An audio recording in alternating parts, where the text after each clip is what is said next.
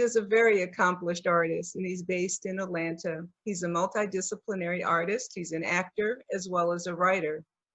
He is a graduate of the Arts High School in Newark, New Jersey, Morehouse College, and the Savannah College of Art and Design, where he earned his Master's in Fine Art and Sculpture in 2013. He has been a recipient of numerous national and international grants, awards, and residencies. I condensed those there. There's a long list there. He is also the creative director of Blocked, a global healing project that was created to memorialize spaces marked by the trauma of the transatlantic slave trade. As an actor, he has had a recurring role on BT series, The Quad, and has appeared in numerous television shows, including Greenleaf, Being Mary Jane, Devious Mate, Satisfaction, and Nashville. So with further ado, I'd like to welcome Masud to tell us about this provocative title and the pupil of the eye and everything in between. Thank you, Masud. Please, let's welcome Masud, folks. I love virtual clapping. That's so cool. So good to see everybody. So wonderful to be here with you tonight, and just to be able to spend some time talking about something that for me is the most precious thing that I have to talk about. As Cheryl Lynn was saying in her kind remarks, is I'm an artist and I'm very passionate about what it is that I do. I love the practice of making art and being engaged in the process of creativity. You know, one of the words for the word of God in the Baha'i teachings is the creative word of God. And so I approach what I do with that kind of spirit and that kind of mindset in mind. But I must confess, as much as I love art, the thing that I find the most precious in my life is really the revelation of Baha'u'llah, and being able to share just a small bit of that with the community is always an honor and a blessing. So I thank you all for spending part of your Saturday with me and allowing me just to spend a bit of time with you. I will do my best not to bore you.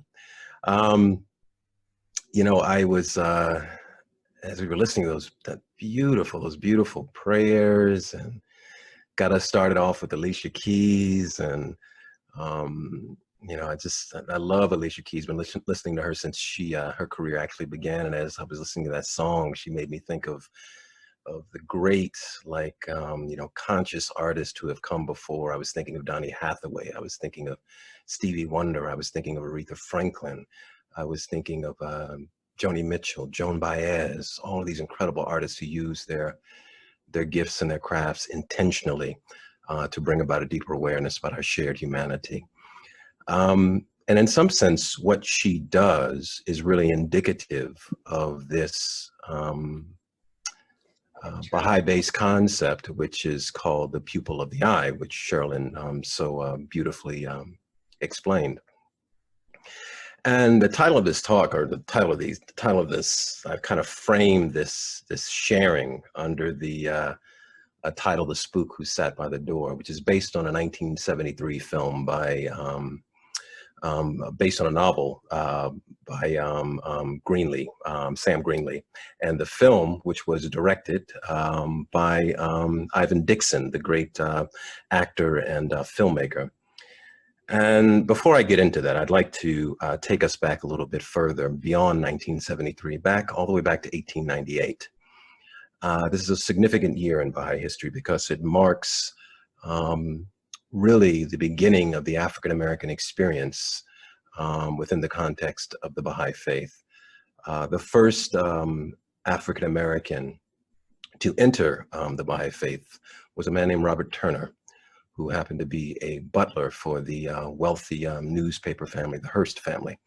He was also previously, prior to the end of the Civil War, he had been an enslaved person as well. And he was a person of dark visage, very, very beautiful black skin, almost sable in color, very dignified in his bearing.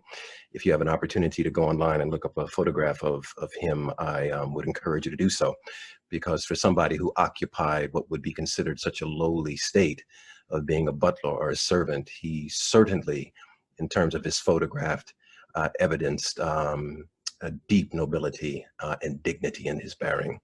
Interesting to note, just a side point, that Abdul-Baha, who is the son of Baha'u'llah, the prophet founder of the faith, is considered the primary exemplar of the word of Baha'u'llah, of the life of being a Baha'i. He is called the master in the Baha'i community because it is believed that he has mastered what it is to live a Baha'i life.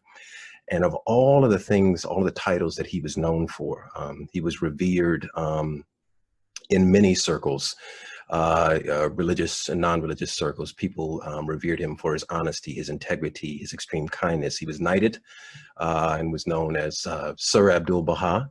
But of all the titles that he was given, the one that he loved the most and the one that he was most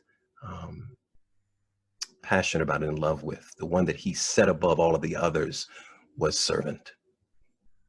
And he said in one of my favorite writings of his, he said, "My name is Abdul-Baha. My title is Abdul-Baha.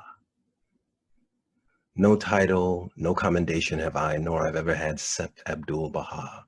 Service to mankind is my thraldom and my effulgent diadem and my perpetual religion." So service was his, was how he defined himself. And that's an interesting correlation with the life of Robert Turner, who of course spent his life in a position of servitude. But in the context of his relationship, spiritual and also his physical relationship, because they had met when he went on pilgrimage to Israel, he met the master, he met Abdul-Baha. That correlation between servant, that idea, that concept of service and servitude. Abdul-Baha, right before Robert Turner left to go to Israel for pilgrimage, he wrote a letter where he talked about his impressions of Robert Turner as he looked upon his photograph. And I would like to just read to you a brief bit of that letter, because it really forms a foundation for the rest of my remarks here this evening. Looking upon the visage of Robert Turner, Abdul-Baha says, "O thou who art pure in heart, sanctified in spirit, peerless in character, beauteous in face. Thy photograph have been received, revealing thy physical frame in the utmost grace and best appearance. Thou art like unto the pupil of the eye, which is dark in color, yet is the fount of light and the revealer of the contingent world." Now, when Abdul-Baha said this, it was 1898. It was some 70 years prior to the Civil Rights Movement, prior to the Black Power movement, and the subsequent political upheavals that would reshape the social and political landscape of America, although not reshaping and transforming hearts, or at least not enough. When he said this, it was several decades before Rosa Parks took a seat and refused to give up her seat on a bus in downtown Montgomery, Alabama. So I want us to keep that in context and think about how revolutionary that statement was at the time. And in some sense, it must have been kind of like the strike of a hammer that sends reverberations through eternity.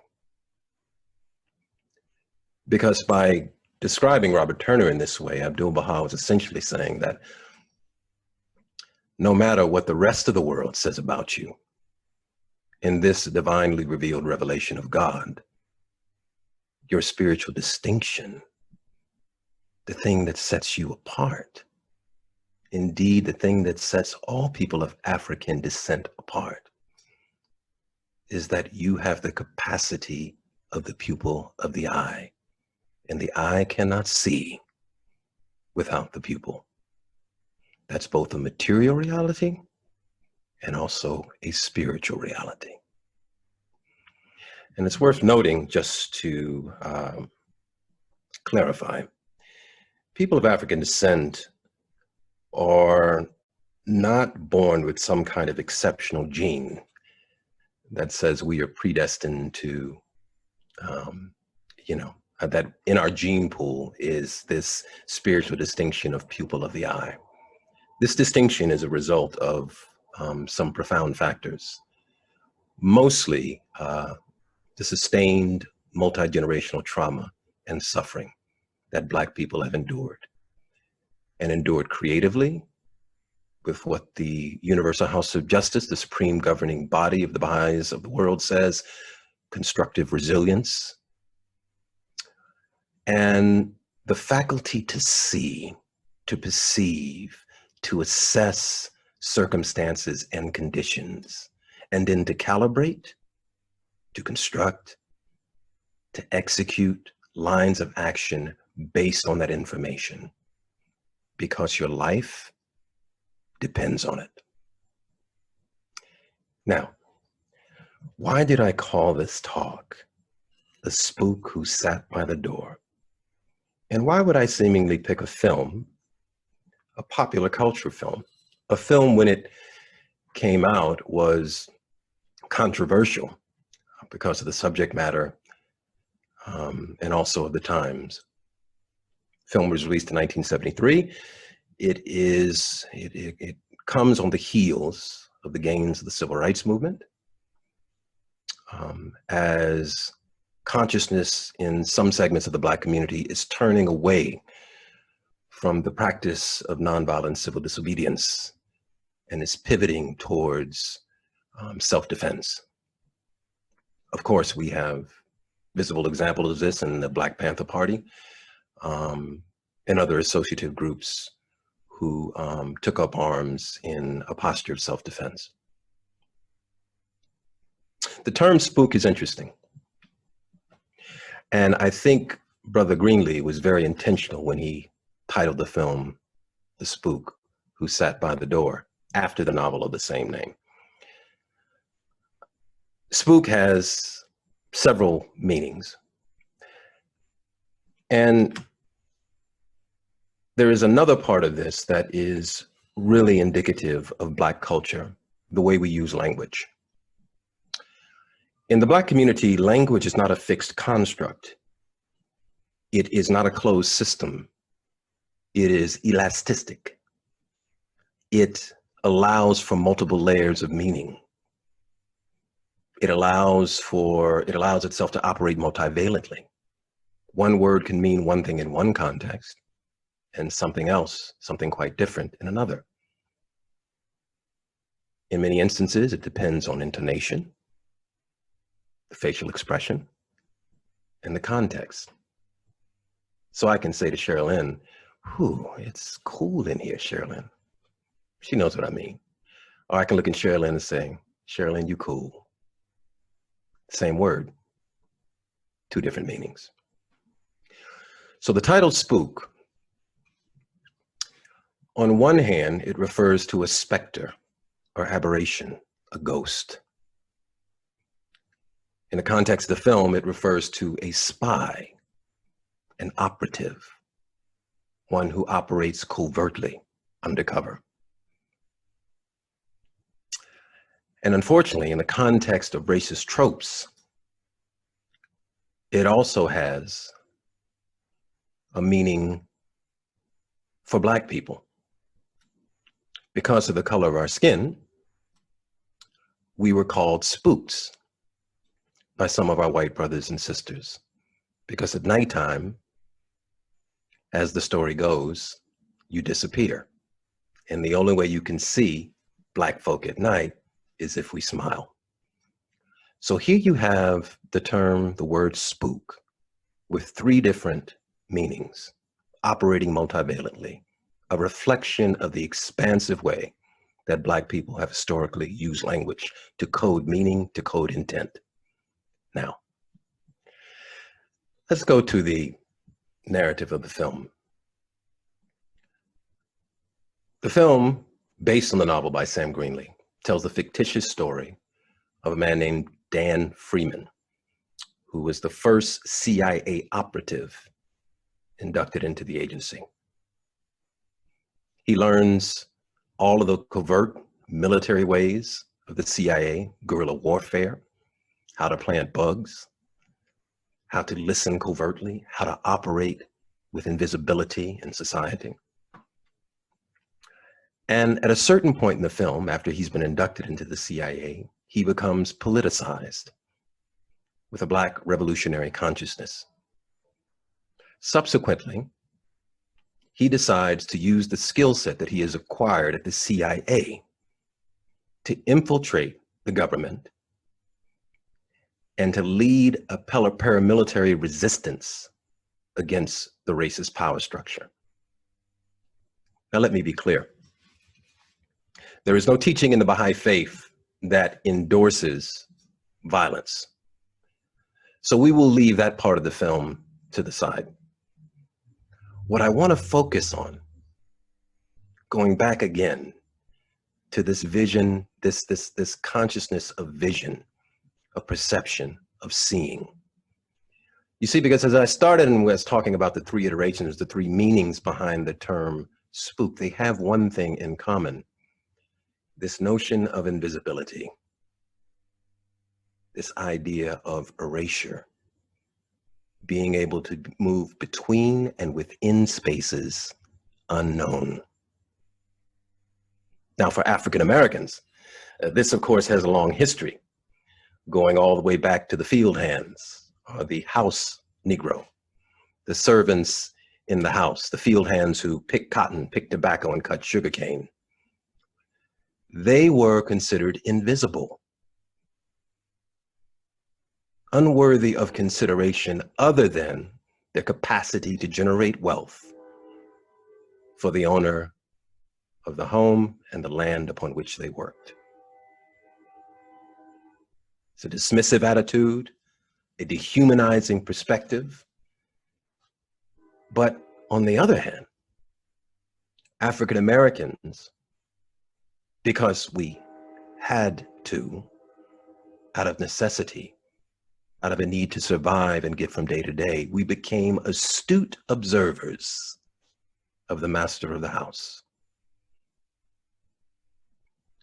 We cultivated a deep ability to see and perceive our surroundings, to study those who had mastery and control of our lives, to see their weaknesses, to diagnose the cracks and the fissures in the structure of racism, and then to develop methodologies for survival and endurance. And here is what the film, in some sense, is pointing to. In a telling scene in the film, Dan Freeman says, "A Black man with a mop or a broom can go anywhere in America because he is invisible."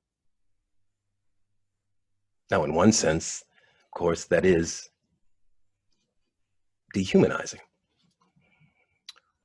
But in another sense, because you have to, you learn a great deal about your surroundings and about those who have control over your existence while they know next to nothing about you.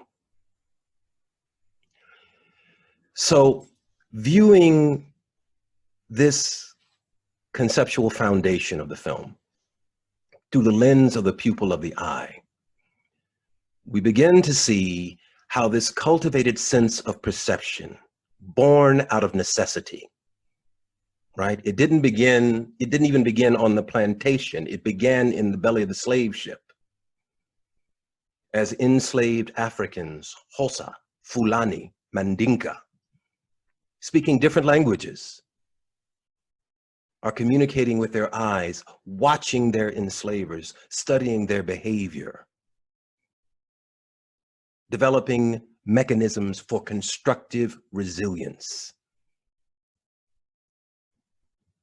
It continues on the cotton and sugarcane plantation fields, the tobacco fields, as slaves are working in the hot sun from sunrise to sunset, singing the old Negro spirituals, the field holler songs, watching the slave driver, studying his weaknesses, his character, so that they might find a way to get from day to day or even to escape to the north, to cross the Ohio River. And out of that are born these field holler songs, these spirituals that couch these messages of hope and escape within them. Follow the drinking gourd. Swing low, sweet chariot, coming forth to carry me home. On one sense, these songs, they seem on one level just about spirit, just about celebration in a religious sense, but they also have a practical, subversive, covert meaning. Notes to those field workers, those laborers, those invisible beings, stripped of their humanity and dehumanized by those who legally own them. Methodologies couched within language, based on their astute study and perception of the environment around them. Pupil of the eye, pupil of the eye. It goes on to the blues, Bessie Smith's blues, and how these songs, again, couching these hidden messages and meanings. All the while, Black folks, African Americans, people of the diaspora are watching their environment, they're studying, and then they're creating art to contextualize their day-to-day existence. You see, music, artistry within the Black community is not an exercise in self-gratification. It's not without function or purpose. Creative expression within the context of the Black community comes out of necessity, out of a need to survive, to talk about what it is that I'm going through so I can get from day to day, so we can survive, so we can endure, so I can find a way to speak about what it is that I'm seeing, what it is that I'm perceiving, so that we can transcend. It is of this the great Mahalia Jackson sings when she says, sometimes I sit back and wonder how I got over. Infusing that power of perception with a spiritual depth. The ability to take Christianity, which in many cases was forced upon Africans under the threat of death, and to imbue it with the African spirit and create something new, transformative, uplifting, that allows you to transcend circumstance. All the while studying, watching, perceiving, and then passing that information on to your brothers, your sisters, your children, because your life depends on it.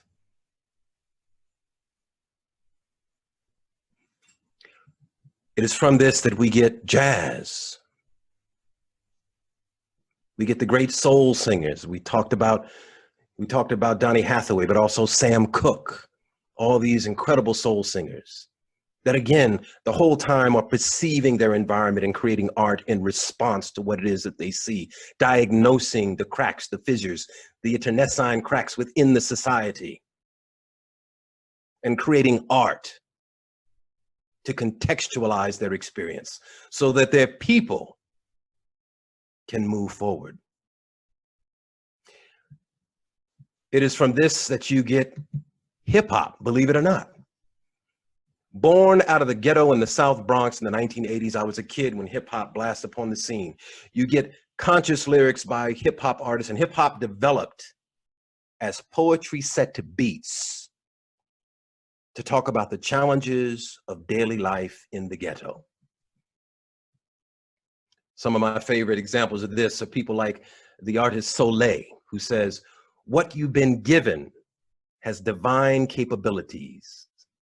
Gets activated when you vibe at higher frequencies. You need some introspection to see your God reflection. And again, Erykah Badu, peace and blessings manifest with every lesson learned. If your knowledge were your wealth, then it will be well earned. And one more time from one of my favorite hip hop artists of all time, the great Lauryn Hill. I philosophies possibly speak time, beat drums, Abyssinians, street Baptists, wrap this in the linen from the beginning, my practice, extending across the atlas. I begat this, flipping in the ghetto on the dirty mattress. You can't match this, rapper / actress. More powerful than two Cleopatras, bomb graffiti on the tomb of Nefertiti. MCs ain't ready to take it to the Serengeti. All the while, studying our environment, perceiving both its virtues and especially its vices, because you see, my survival depends on it. So getting back to this film, Dan Friedman becomes a leader of this paramilitary group. They work to overthrow the government.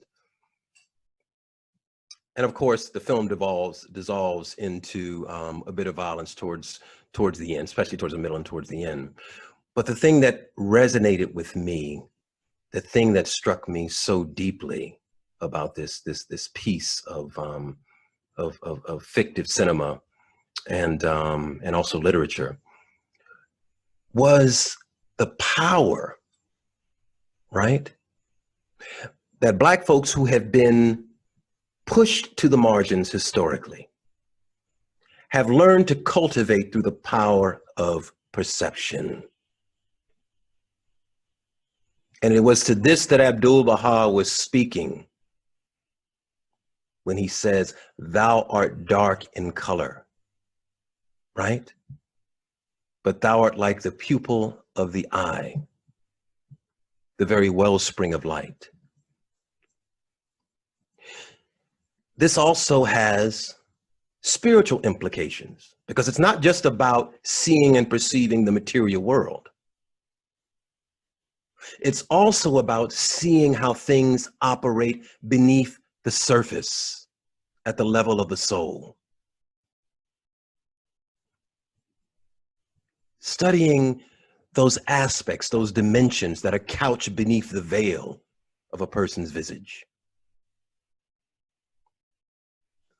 Studying the Bible, right? Because, you know, Black Americans coming out of the tradition of the Christian church, the prophetic tradition of the Christian church, also coming out of Islam. I mean, because we cannot forget that fully 1/3 of enslaved Africans who came to the States were Muslims. Studying the Quran, studying the Bible, looking at the contradictions between what is said on the page and how it is being lived out in life. The golden rule. But I'm treated this way, but your book says this, right?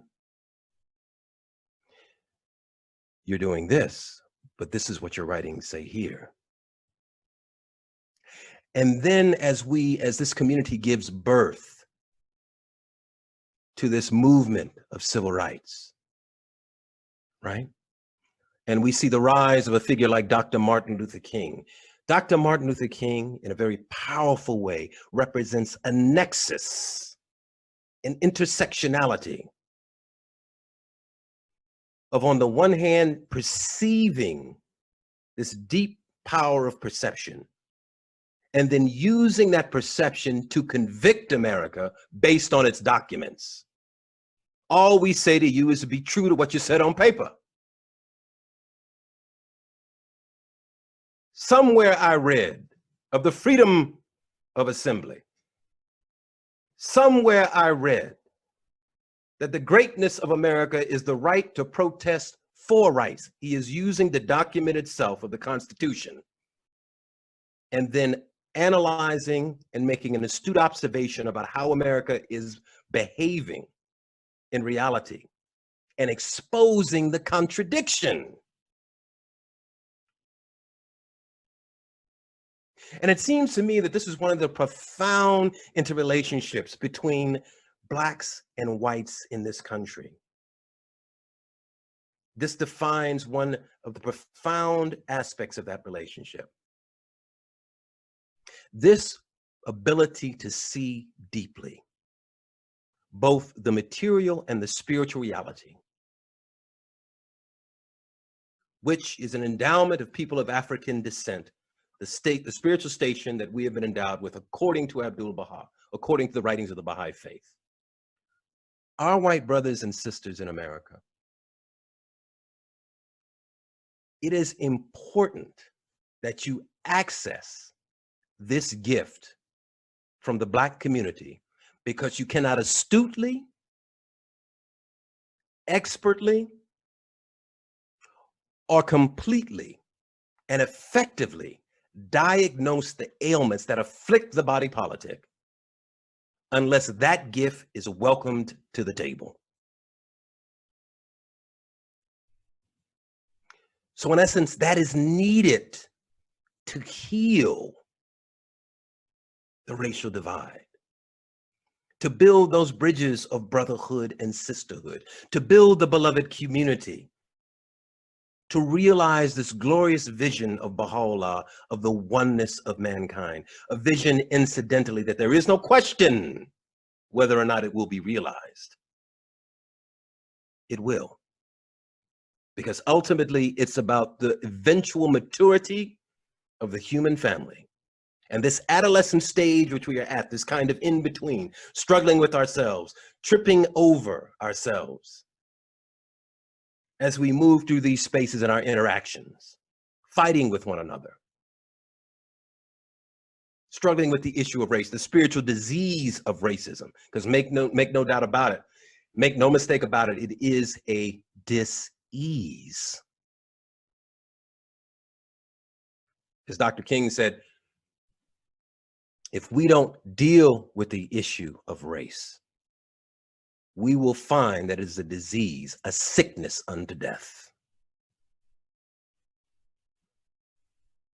So this faculty, this capacity, right, which lifts a people who primarily in this country, in this vast wilderness we call America, have known only degradation and oppression. The manifestation of God in this day is lifting this group of people, the most maligned, the most debased, the most abused historically within the context of America, lifting them and pushing them to the forefront of spiritual transformation. It is not a source of arrogance, but rather a reason for deep and abiding humility and a sense of commitment and dedication to playing our part in the healing of this deeply entrenched disease. It is a mission, if you will, that God has given to people of African descent. And all of us have a part to play. Shoghi Effendi, who is one of the central figures of the faith, is the grandson of Abdu'l-Baha. In one of his preeminent books, talks about the role that whites have to play and the role that Blacks have to play in setting in motion the eradication of the issue of racism. And he says that whites, and it's interesting in the order, I want you to pay clear attention to the order here, because this is important. He says that whites have to prove themselves trustworthy, demonstrated in their actions. And then Blacks have to exhibit a readiness to forgive once that trustworthiness has been demonstrated. Two interdependent courses of action. Not exclusive, not mutually exclusive, but interdependent, both essential to eradicating racism from America. So thinking about, going back to this film again, and thinking about how in some sense, this character of Dan Freeman, this fictitious character, as Brother Greenlee, drew him on the page, how in some sense he represents that idea of pupil of the eye. He is an emblematic, a paradigmatic example of that, right? And he points to how that capacity, that ability to see and perceive, to diagnose the ailments that afflict us as a society, and then to develop methodologies for constructive resilience is essential to our survival and our thriving.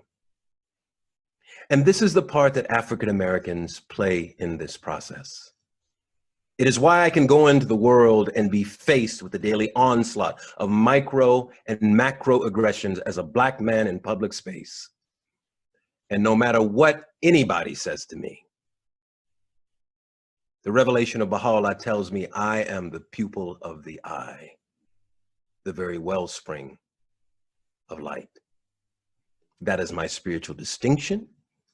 That is my call. That is my mission, to shed light on the ills that afflict the body politic, to play my part in eradicating those ills from humanity, to join hands with my white brothers and sisters, my Latino and Latinx brothers and sisters, my Persian brothers and sisters, my Native and Indigenous brothers and sisters, to do this work collectively, courageously, bravely, with dedication and commitment, to stand in the cauldron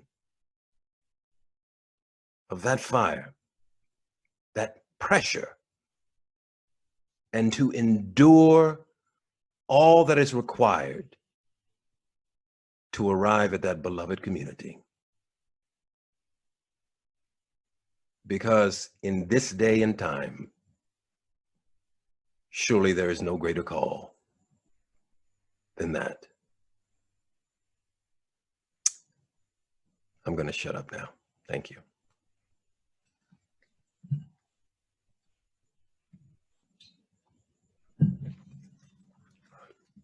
Let's let that sink in, folks. If you have questions, I'd like you to put them in the chat room, please, because I cannot see everyone raising their hand. I said I was going to shut up. I lied. I'm going to say one more thing. Go right ahead. What I want to do is to leave you all with a very powerful quote from the Universal House of Justice, who's the supreme governing body of the Baha'is of the world. In a recent letter that they sent out to the Baha'is of the United States on the issue of race, they diagnosed the problem and also offer the solution to humanity. And I think this is really profound in light of this discussion, this sharing. The House of Justice says, ultimately, the power to transform the world is effected by love. Love originating from the relationship with the divine. Love ablaze among members of a community. Love extended without restriction to every human being. This divine love, ignited by the word of God, is disseminated by enkindled souls through intimate conversations that create new susceptibilities in human hearts, open minds to moral persuasion, and loosen the hold of biased norms and social systems so that they can gradually take on a new form in keeping with the requirements of humanity's age of maturity. You are channels for this divine love. Let it flow through you to all who cross your path. Infuse it into every neighborhood and social space in which you move to build capacity to canalize the society building power of Baha'u'llah's revelation. There can be no rest until the destined outcome is achieved. From the Universal House of Justice. Now I will be quiet. Thank you. We'll see how long that lasts, Masud. I don't know if I trust you on that one. Very powerful. I want to share some of the comments that have come in while people are reflecting and digesting, because it was a lot to digest. And these are things that we're going to be digesting for some time as we learn to internalize this, to understand it more deeply, to transform ourselves in that twofold moral purpose, develop our virtues, our character, understanding these messages more clearly, and then imparting that and sharing that with friends in society and developing those new relationships that have to happen. So here's, I don't see a question yet, but here are some of the comments. Oh, I do have a question. Okay, but I'll share a few comments. First, thank you so much. This is so profound, Masud. This was very insightful and thought-provoking. I'm grateful I was here to listen to this powerful message. Just want to say thank you very, very, very much. Wow, amazing talk. Okay, so I do see a question here. It's a great question. Let me find it again. Can Masud please speak to the pupil of the eye's relationship to the hollow reed prayer? I wonder who asked that question. Dalton. Well, I mean, this is what I love about these platforms, because you share something, but then you also realize what you don't know. So the brother asked the question. I'm gonna let Milton expound on that, because I don't know, and I want to know. So please, Brother Milton, enlighten me, please. You got it, brother, no doubt. And thank you so much for sharing. Homeboy, my brother's also an alumnus of Arts High School, man. Oh, man, we got to talk, brother. We got to talk. Absolutely, absolutely. So the reason why that prayer song has always meant so much to me in my life experience as a Baha'i. I'm in this faith maybe a decade of my life after having been a declared atheist. And there was things that once I came across that phrase and recognized everything that you've expounded upon here, it meant so much to me, because I realized I had got so full of myself as a Black man in America. And I seen somebody mention something about the word arrogant, like you can have this attitude and this demeanor. And I've had it in my lifetime where I know I'm blessed, coming through the 70s and the Black Power movement with the say it loud, I'm Black and I'm proud. That really meant something to me, in that time. And I actually walked with that air. But I started to realize that it's really more important to be humble, to function in this space, to be a true reflection. And that hollow reed, the eye, the pupil is not actually Black. It's an actual hollowed out space that allows for the light to go in and hit the retina and then reflect the light, so that the eye can see, can do what it does. And it's in that same space that I recognize, the relationship and what the spiritual message that was coming from Baha'u'llah and delivered to us, through the Master Abdul Baha, to get us to recognize that within ourselves. And so I try my best, and I think that's the reason why my dear sister Sherilyn loves it, because I sing it with so much passion and feeling. It means everything that it says. It's a prayer that I'm calling for every day, for God to please, bless me with the ability to hollow out that element of that pith of self. I got so full of what it might be, whether it's a degree or an accomplishment or whatever it is that I could do, get that out of the way and allow your love to flow through me as a clear channel to others, to ensure that love can get there. And that's what that is. That's, I figured you knew. I know you knew. Well, I didn't know if there was an intrinsic. I didn't know if there was a like when they were revealed or something, there was a connection that way. That's why I was saying that. But I think, man, you were dropping some really important gems, because I think it's interesting, the journey of people of African descent, particularly in America, in the Caribbean. so much of our experience has been about trying to find a means to affirm ourselves, right? Because we have historically not been affirmed, right? We've been pushed to the margins, dehumanized, degraded, all of those things, right? So there is an impulse, an inclination at some point to say, no, this is who I am, brother. Deal with it, black and I'm proud, all of that. So it's understanding, it makes sense based on the trajectory of our journey, right? And I can almost hear, with all of these millions of people of African descent, Baha'u'llah having this mystical conversation with this group of people and saying, ultimately, that's not necessary. Because in this revelation, your spiritual distinction is pupil of the eye. I lift you up. I don't care what the world says about you. That's what they say, but that's not who you are. This is a distinction from God. And so, coming into that, man, I mean, trying that on, man, and just sitting in that coat, man, and feeling it, brother. You know what I'm saying? And then making it a part of your reality.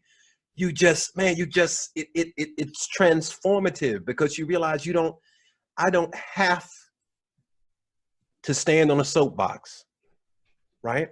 And proclaim my blackness or to justify it to you. The great dancer Bill T. Jones once said in a very profound statement, he said, I got to a point where I got tired of feeling like I needed to prove myself to white folk. Right. At a certain point, I just said, I am. And because of Baha'u'llah's revelation and because of the distinction of people of African descent, we just are. Because the manifestation of God says it. And that's it. So I appreciate you, brother. Thank you, man. Thank you so much, brother. And we do have to talk. For sure, no doubt. Thank you. I'll make sure you guys get in touch with each other. Yeah. Okay, we do have another great question, Masud.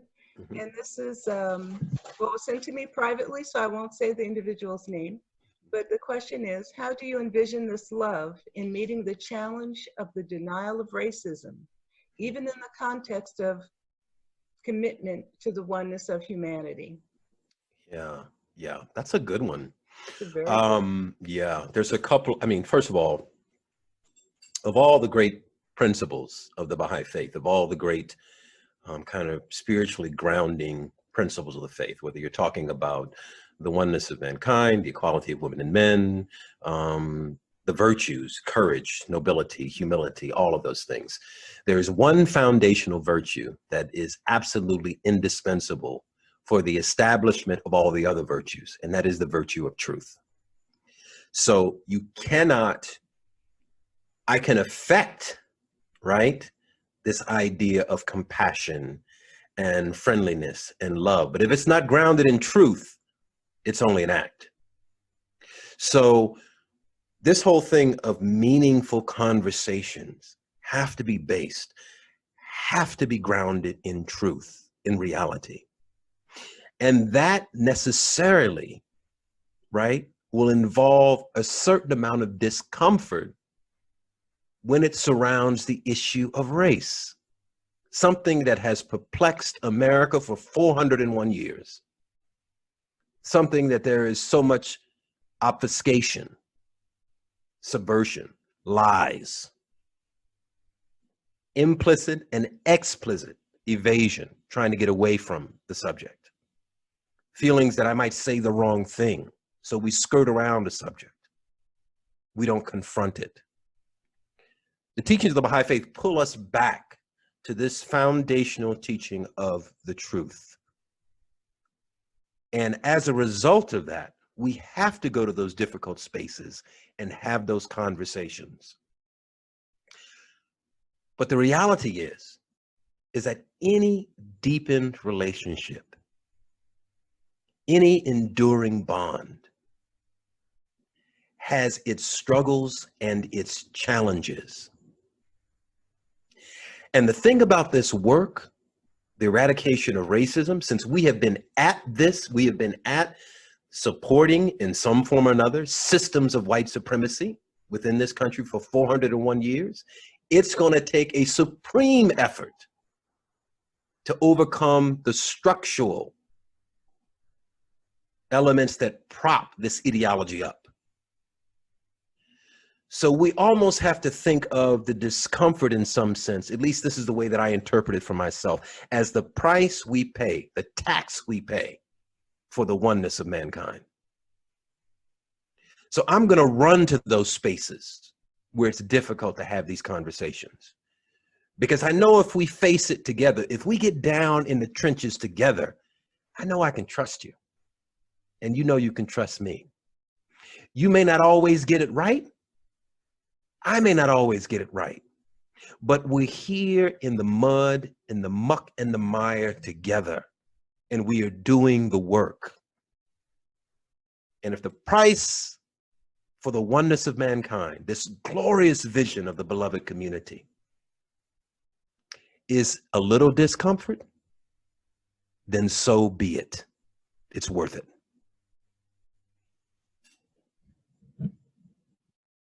Thank you. Okay, we have another question.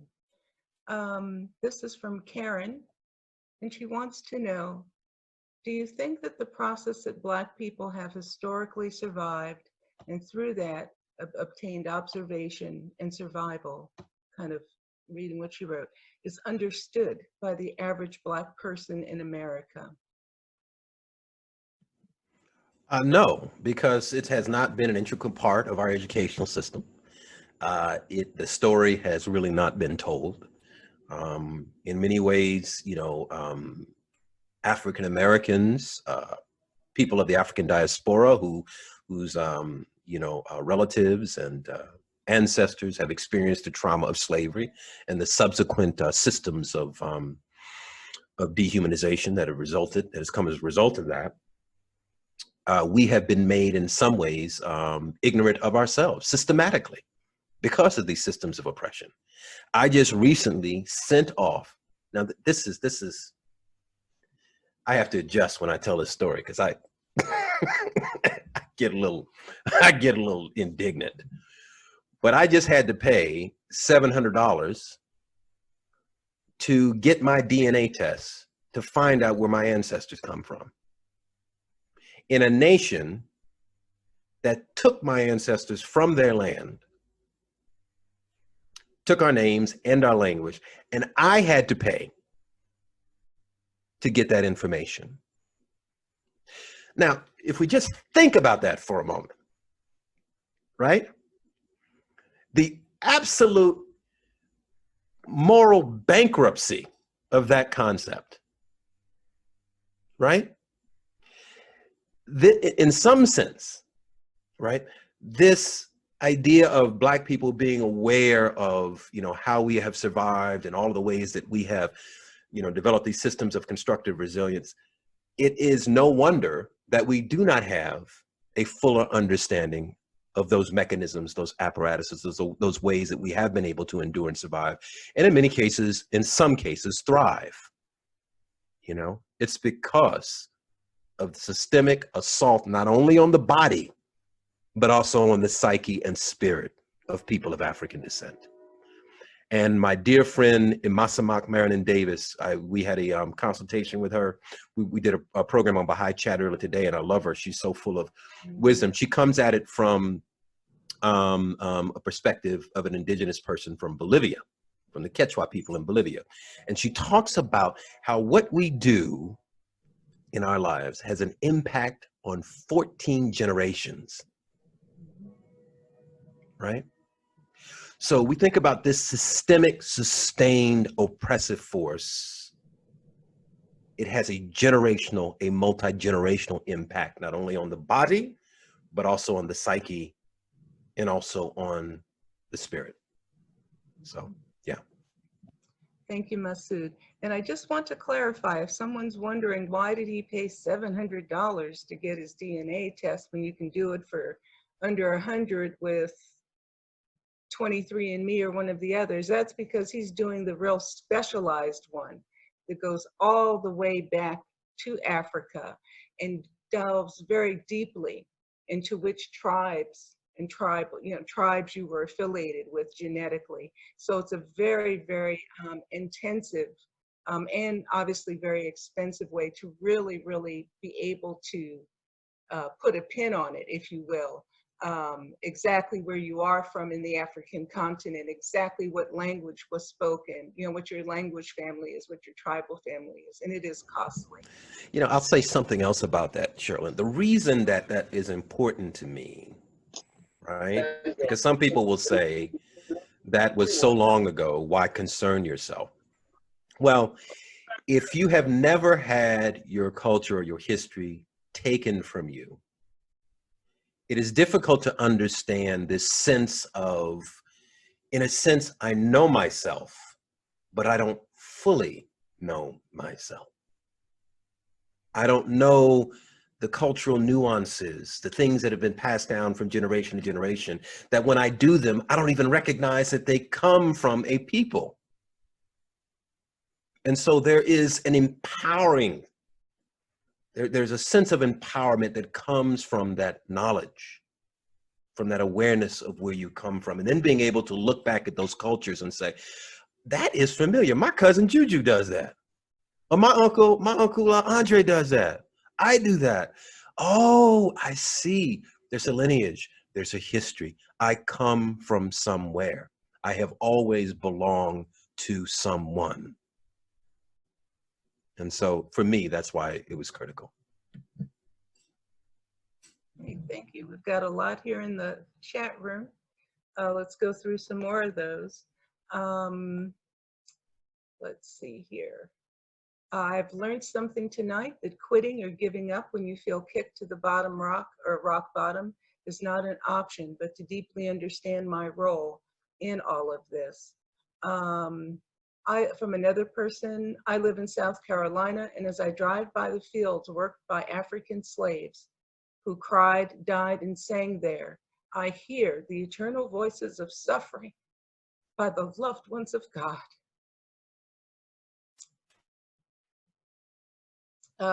From Robert Green, he says, most people don't deny racism. They cannot see it in themselves. It is easier for me to be lying than for them to have those qualities when I point that out. Introspection, looking inward, with a great deal of forgiveness for our failings, and even more, the desire to improve upon ourselves is required. Thank you, Masud, for your sharing of love, heart, and profound knowledge in this evening's discourse on the most challenging issue in America. Aloha Pa, that was from Ormond. Let's see here. Okay, it looks like we have a question. How do we involve more white and Persian youths in this movement? Because apparently only mostly elderly whites are involved. It's a pretty good observation. That's been my observation as well. That's from Alice. Yeah, it's interesting because I've been having, consultation with youth. And, it's varied. I think at one point we had close to 300. We've had groups as small as 30. And a cross section of youth, Black, brown, white, Persian, Latino, Latinx, Asian. And at least the ones in that space are engaged and they're asking hard questions. I think we really have to internalize the notion, the reality of the oneness of humanity in a very deep way. It cannot be bombast or a slogan or just a phrase that we go to, just to like demonstrate our wokeness. It has to become part of our DNA, deeply entrenched, so that we see, when I look and I see, what's going on with my brothers and sisters in Iran, the Baha'is who were persecuted in Iran, I feel a deep sense, right, of sadness about what's happening to them. Or when I look at my brothers and sisters in Appalachia, in West Virginia, who are struggling through poverty, right, I feel a deep sense of sadness and moral indignation about their position in society. When I look at my sisters who struggle with the daily onslaught of misogyny and sexism, I feel a deep sense of moral outrage about that. And then acknowledging those feelings, but then translating those feelings into action that is informed by the revelation and the teachings of Baha'u'llah. Because it's not enough just to, the feeling, right? And the acknowledgement is the first step. But then I have to find a way to translate that energy into constructive resilience, into action, so that in some way I'm demonstrating the dimensions of my faith by my feet hitting the pavement, my hand taking the plow and going to work. Thank you, Masud. Yeah, you know, when I was recently, I started doing a little more research on some different things and watched some earlier videos of the persecution of the Baha'is in Iran. And when you contrast that visually to what we see, what's been happening here in the States, there's almost no difference. There's literally almost no difference. And, you know, I've had conversation with a number of the Persian friends who are struggling because the rest of the Persian friends really aren't getting this. You know, they don't quite understand. They want to, but they're having difficulty. And when I saw those, when I put those things next to each other, the only difference is you're a Baha'i, it's not obvious. Yeah, yeah. You know, Yeah. you're Black, it's obvious. Yeah.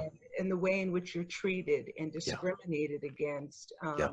I saw literally no difference. Yeah. From everything, you know, including and the way in which were martyred, you know, Yeah. killed and so on. And this is where that learning to embrace discomfort and run from spaces of ease and comfort comes into play. We have to choose to be in spaces. You have, in order to grow and to really deeply feel this sense of oneness, we have to consciously put ourselves in spaces where we are going to be maybe only one of the only one represented, or one of only a few, and that needs to be done across the boards. Whites have to do that. Our Persian brothers and sisters need to do that. Consciously go into spaces and develop meaningful relationships, conversations with people who are different from them, choosing to be there as opposed to the comfort and familiarity of what you know, because that's a known quantity, right? Yeah. But we can't really fully call ourselves exponents of the spiritual law of the oneness of mankind unless we are demonstrating in our behavior and our action. And it's not just about seeing somebody at feast or at a devotional gathering. It's about calling somebody up and saying, yo, I'm coming over to the crib. I'm picking you up. We going to lunch. I want you to come over Friday night. My family's having a dinner. I know you don't have anybody in town. I want you to come over and have dinner with me and my family. You know, so it's that intentional behavior that breaks down those barriers, right? And allows us to fully see each other in our humanity and our interconnectedness. You know, we can't have a slogan or a principle without it being manifested through action. We disembody it of its spirit if we do that. Yes. So. Yes. Yes. Let deeds, not words, be your adorning. Okay, we have another, here's an interesting comment from Cynthia Phillips. She says, I'm from Cameroon, Tikal tribe. I hope I pronounced that correctly, Cynthia. It gave me a great sense of pride to know this. Question from Melinda. Would you address the common characteristic where the majority culture looks at Black culture as monolithic? Well, I mean, it's, you know, I mean, that is, in the West, in America anyway, that is the way we entered America. I mean, they came and got people from a variety of different cultural groups in Africa. At a certain point, they realized that certain culture groups had skill sets that were essential to the productivity of the crop that they were growing. So you would get people from certain parts of Africa who were expert at growing rice. You would get people who were experts at other things, at smelting iron or pouring bronze or steel workers. So they would go and get these people with these particular skill sets. But all these people entered the slave ship together collectively, speaking different languages.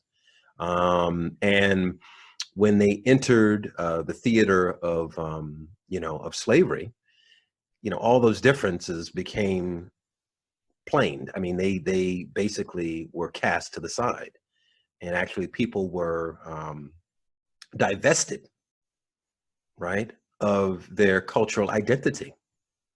And over time, of course, we have internalized that as African Americans, because you get from generation to generation, and of course you lose your language, you lose the names, you lose your identity with your homeland.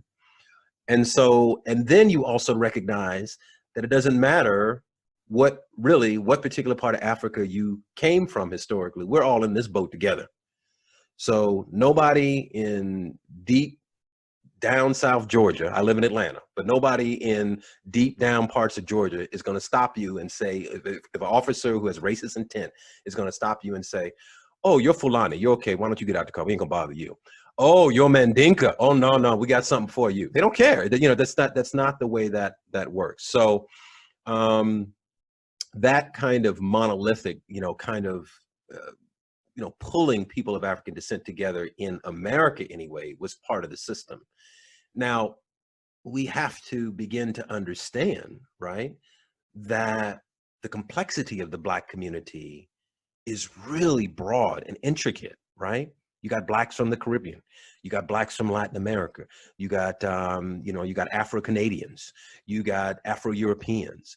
All of these different groups have different, kind of cultural sensibilities based on the environment that they're in, but we are also all united or linked by the oppressive materialist construct of racism. Doesn't matter where you come from. So that is really the kind of sociological binding that links us together, because we all in one form or another are struggling with the sociological implications of racism. But of course, there are also all of those differences that are still there. It's just that when you're confronted with the existential threat of racism, and it's a daily onslaught that becomes a threat to your survival, those cultural nuances become less important because you're focused on the immediate, on getting from day to day. So, yeah. Thank you. Okay, the questions are rolling in. From Elizabeth, how do you think an understanding of the spiritual power of this day and the revelation of Baha'u'llah can revolutionize this dynamic? Which dynamic is she talking about? Is this person talking about? Elizabeth, would you like to come on and restate your question? It's the dynamic of racism, really, the denial of reality by a large portion of our world, and the consequences of the suffering of everyone else. I mean, it seems like the narrative is so, it can end up, and it's something I think we have to learn, is to raise that narrative of the current reality to like a spiritual battle. Yeah. You know, this is a battle, but what are the spiritual insights and understandings that, let's say, African American youth or youth of any background, what are the tools that that can, create the fire and not, create an ego trip. It's like a power of humility and submission in service or something. I don't know. I'm thinking we need to learn, we need to become like a military almost, where we really create, and I think that degree of perception that the friends of African descent have is key to the identification of what are the key weapons that we really have to train our young people in. Yeah, yeah, Uh, yeah. I mean, for me, and I think this is what the writings, the Baha'i writings say to us in the Baha'i community, is that it's a combination of some specific actions that we have to take that initially begin with ourselves, right? Studying the writings, right? Studying of the sacred text, the holy writings. And as a Baha'i, of course, you know, that's not just Baha'i writings. We are encouraged to study the Quran and also the Bible, the Bhagavad Gita, the Buddhist text. We have access to all of that knowledge because it all comes from the same source, right? So steep ourselves in the writings, prayer and meditation. And these are just these daily actions that we take, right? Prayer, meditation, and then service to humanity. So those three things are intrinsically related. If you're not doing one, then in some sense we're failing in our daily walk, you know, in terms of our life with our Creator. Specifically for the Baha'i world community is this framework for action that we're engaged in, which is really a kind of a social movement in the sense that it's building community. Its intent, its focus is to build community that is spiritually based and spiritually grounded.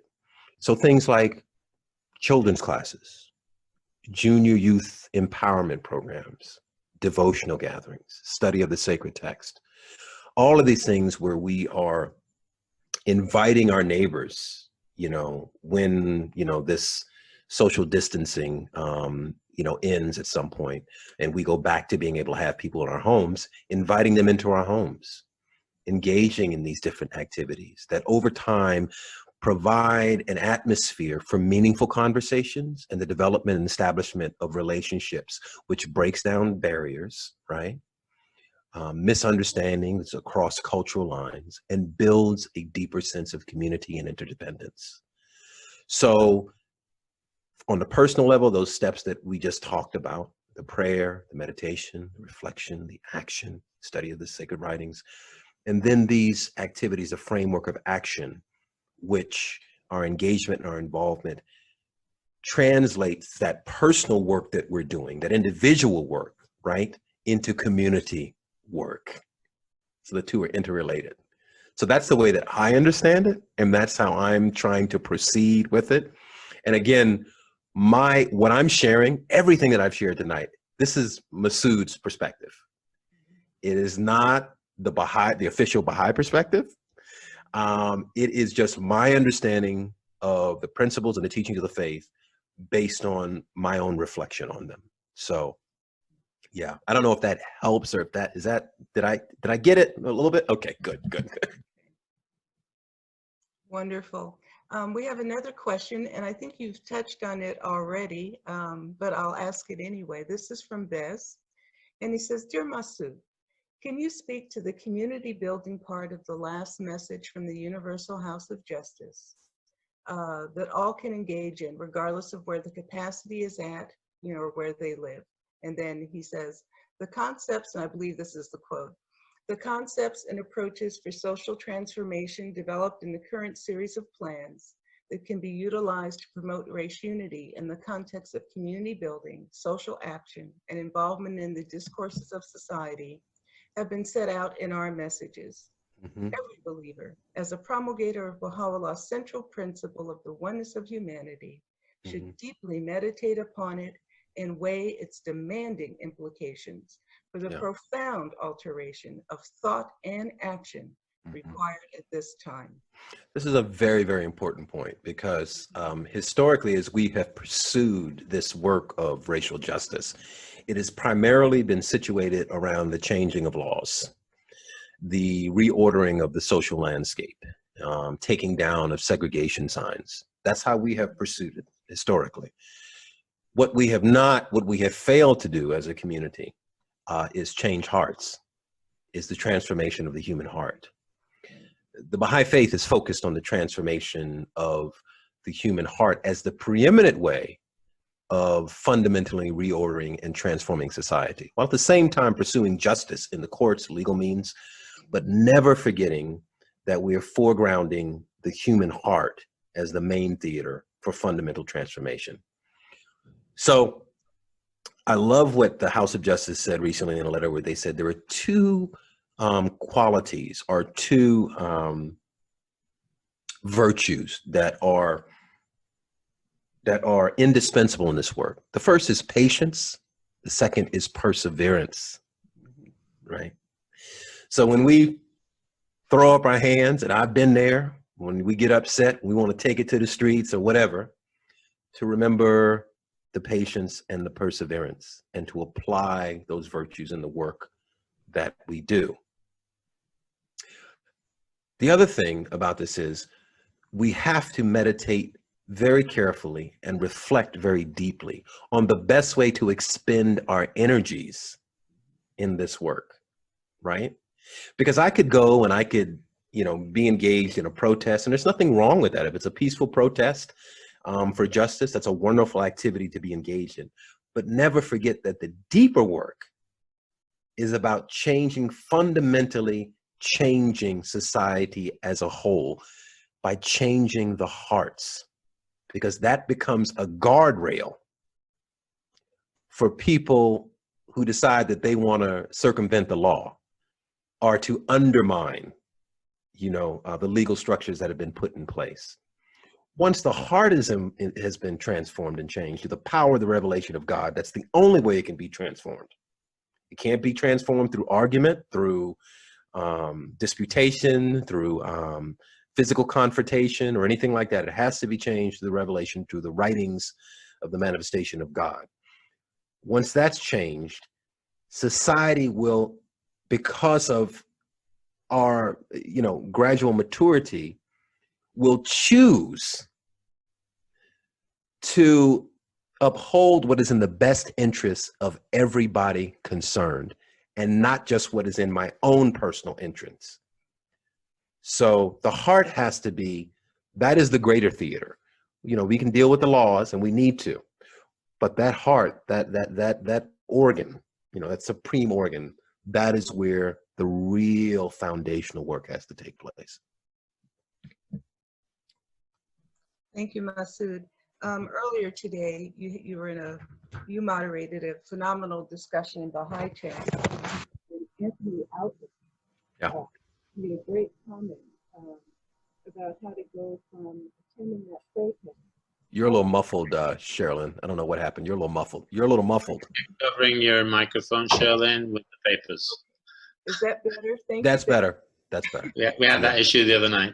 Okay, thank you. Yeah, that's because I put my stuff on top of my laptop. My apologies, friends. It's okay. It's okay. In an earlier session today, you were moderating on Baha'i Chat, and Anthony Outler had a really great example of how to create that environment, how to go from attending a protest and how to take that and start engaging people.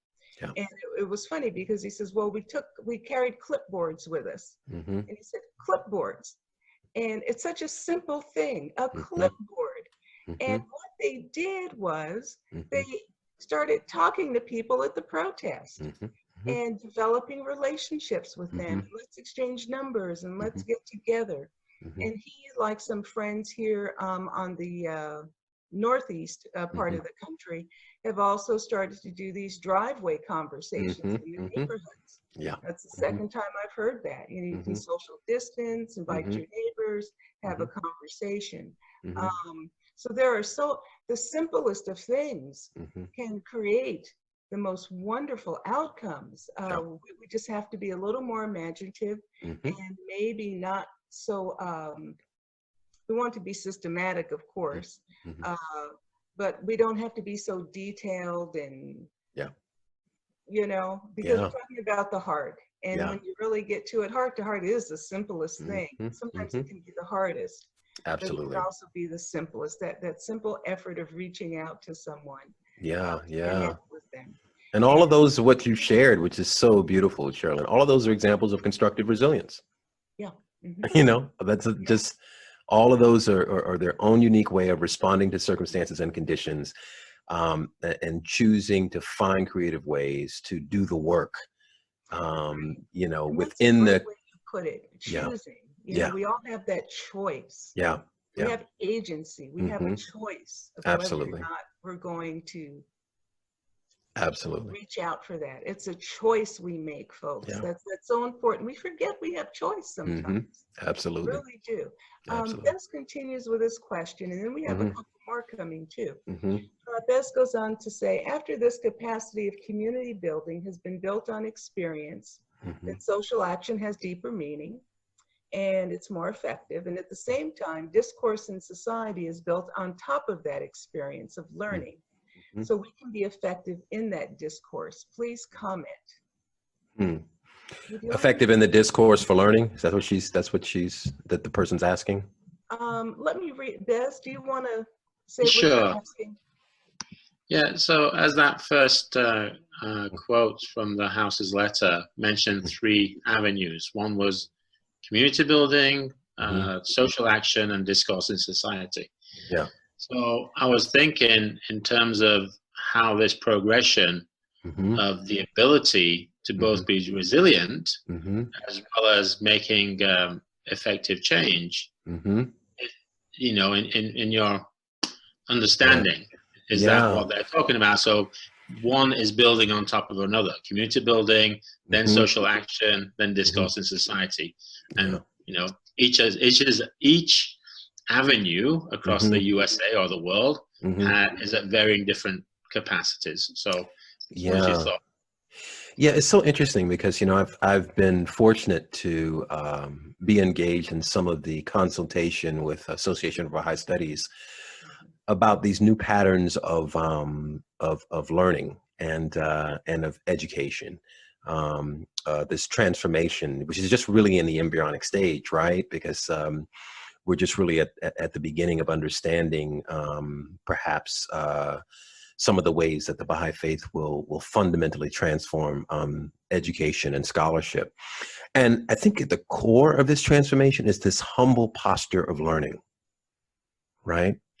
And the rejection of what we call in the Baha'i community the kingdom of names, which brackets, underlines, foregrounds people's degrees, their social standing, as a means basically to stratify society.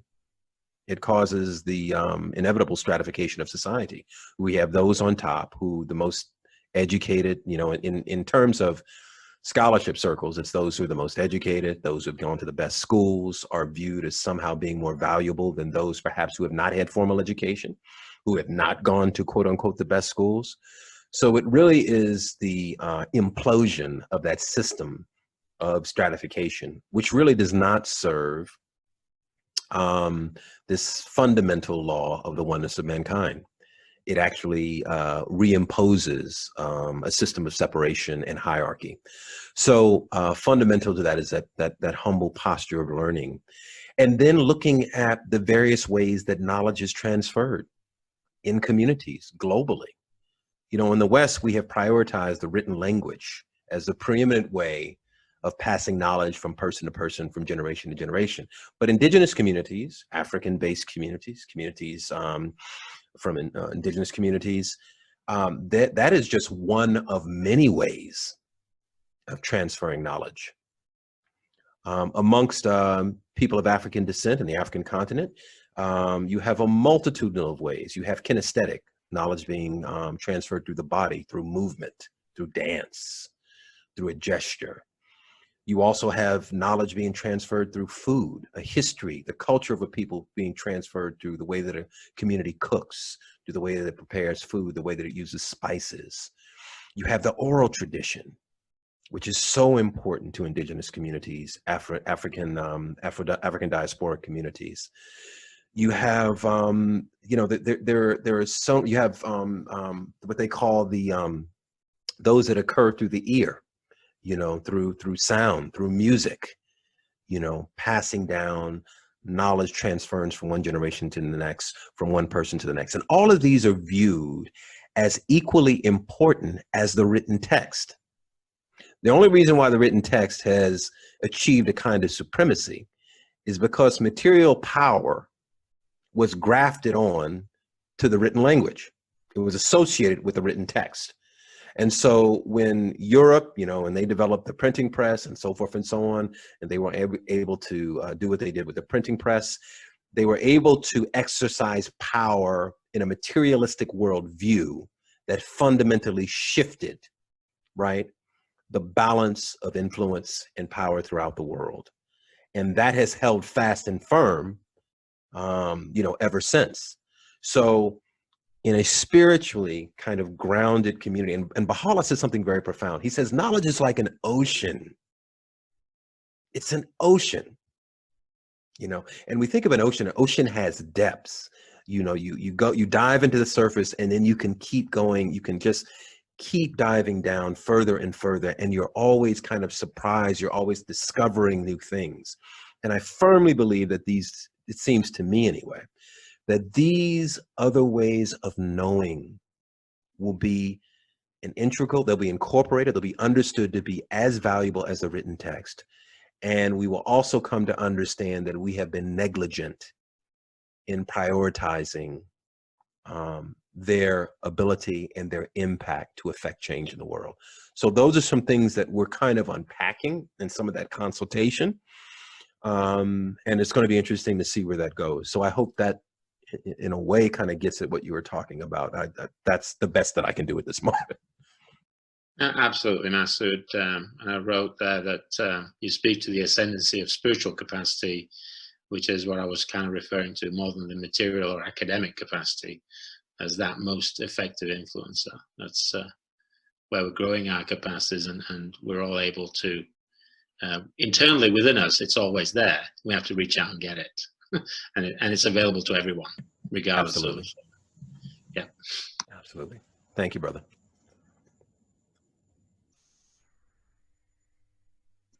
You're on mute, Sherilyn. There you go. There you go. Got my back. I appreciate it. You got it. We're working on this thing together. We're doing it together. That's right. That's right. One of the things that excited me so much about this, the Baha'i community coming to this realization, bring to the forefront the pupil of the eye, was because I saw within it, well, when I became a Baha'i, just by virtue of being a Baha'i, I was empowered, period, you know.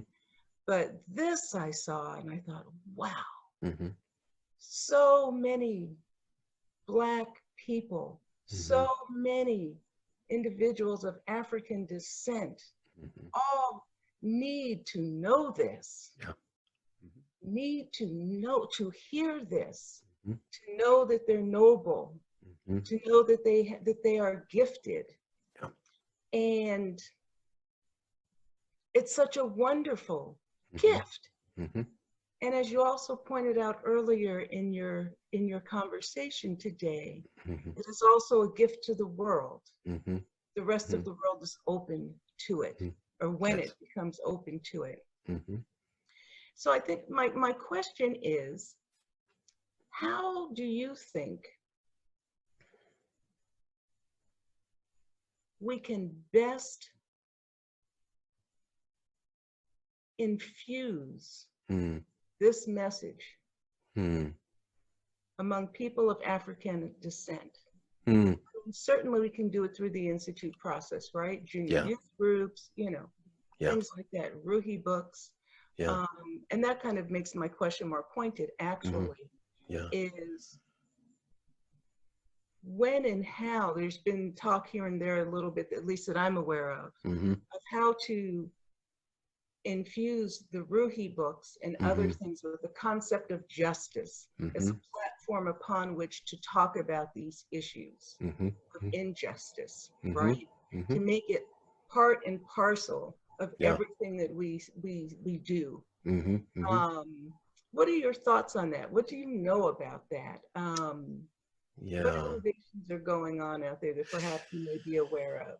Yeah, you know, I think it begins with, it's important to know your audience. You know, you have to know the community in order to effectively incorporate, right, aspects of community life that those communities will respond to. I mean, let's just be real. Black folks, we are an emotive people. We're a heart-centered people. We don't deny the intellect, but we believe in this kind of integration of the intellect and the heart, those two things functioning together. Our worship style is celebratory.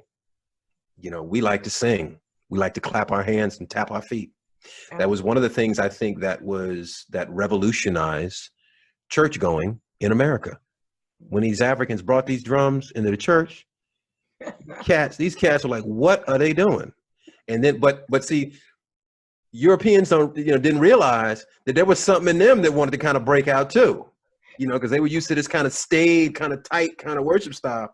But then the Africans like, no, brother, you got to break that up, baby. You got to bring something a little, you got to break that out because it's in there. It's in there. Let it out, you know? So we need to know our community. We need to know what are the things, you know. Another thing that is really effective with Black folk that I found is that we like to, we like to do home visits.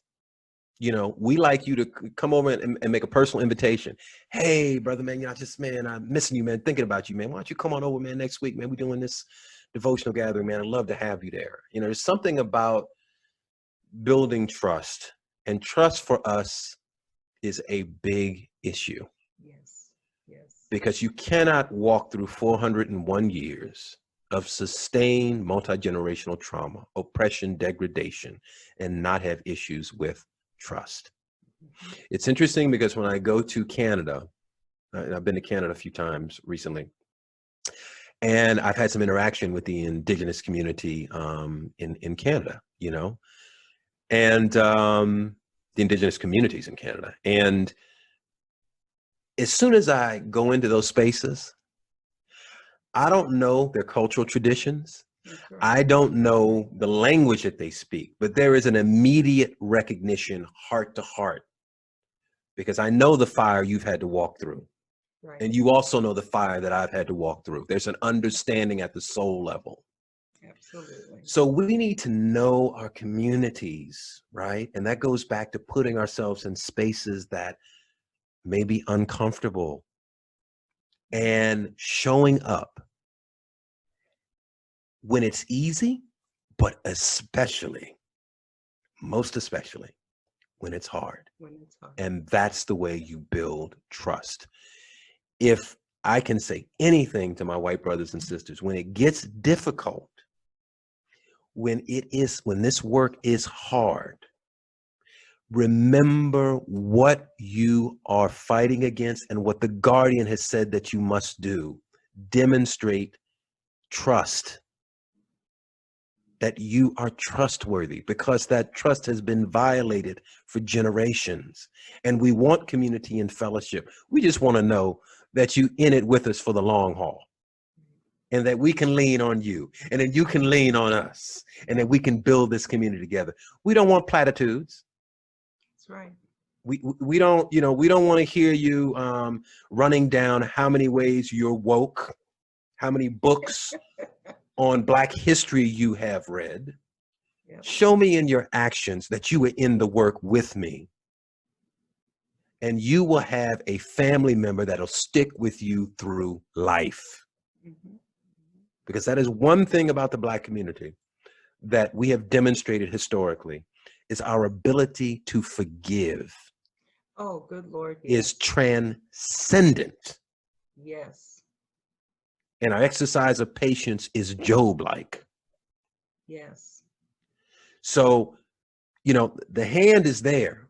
The hand is there. We just want to know, we put that hand out there, or you come with your hand, that we can trust you. Don't rub us good on one side and then stab us in the back on the other.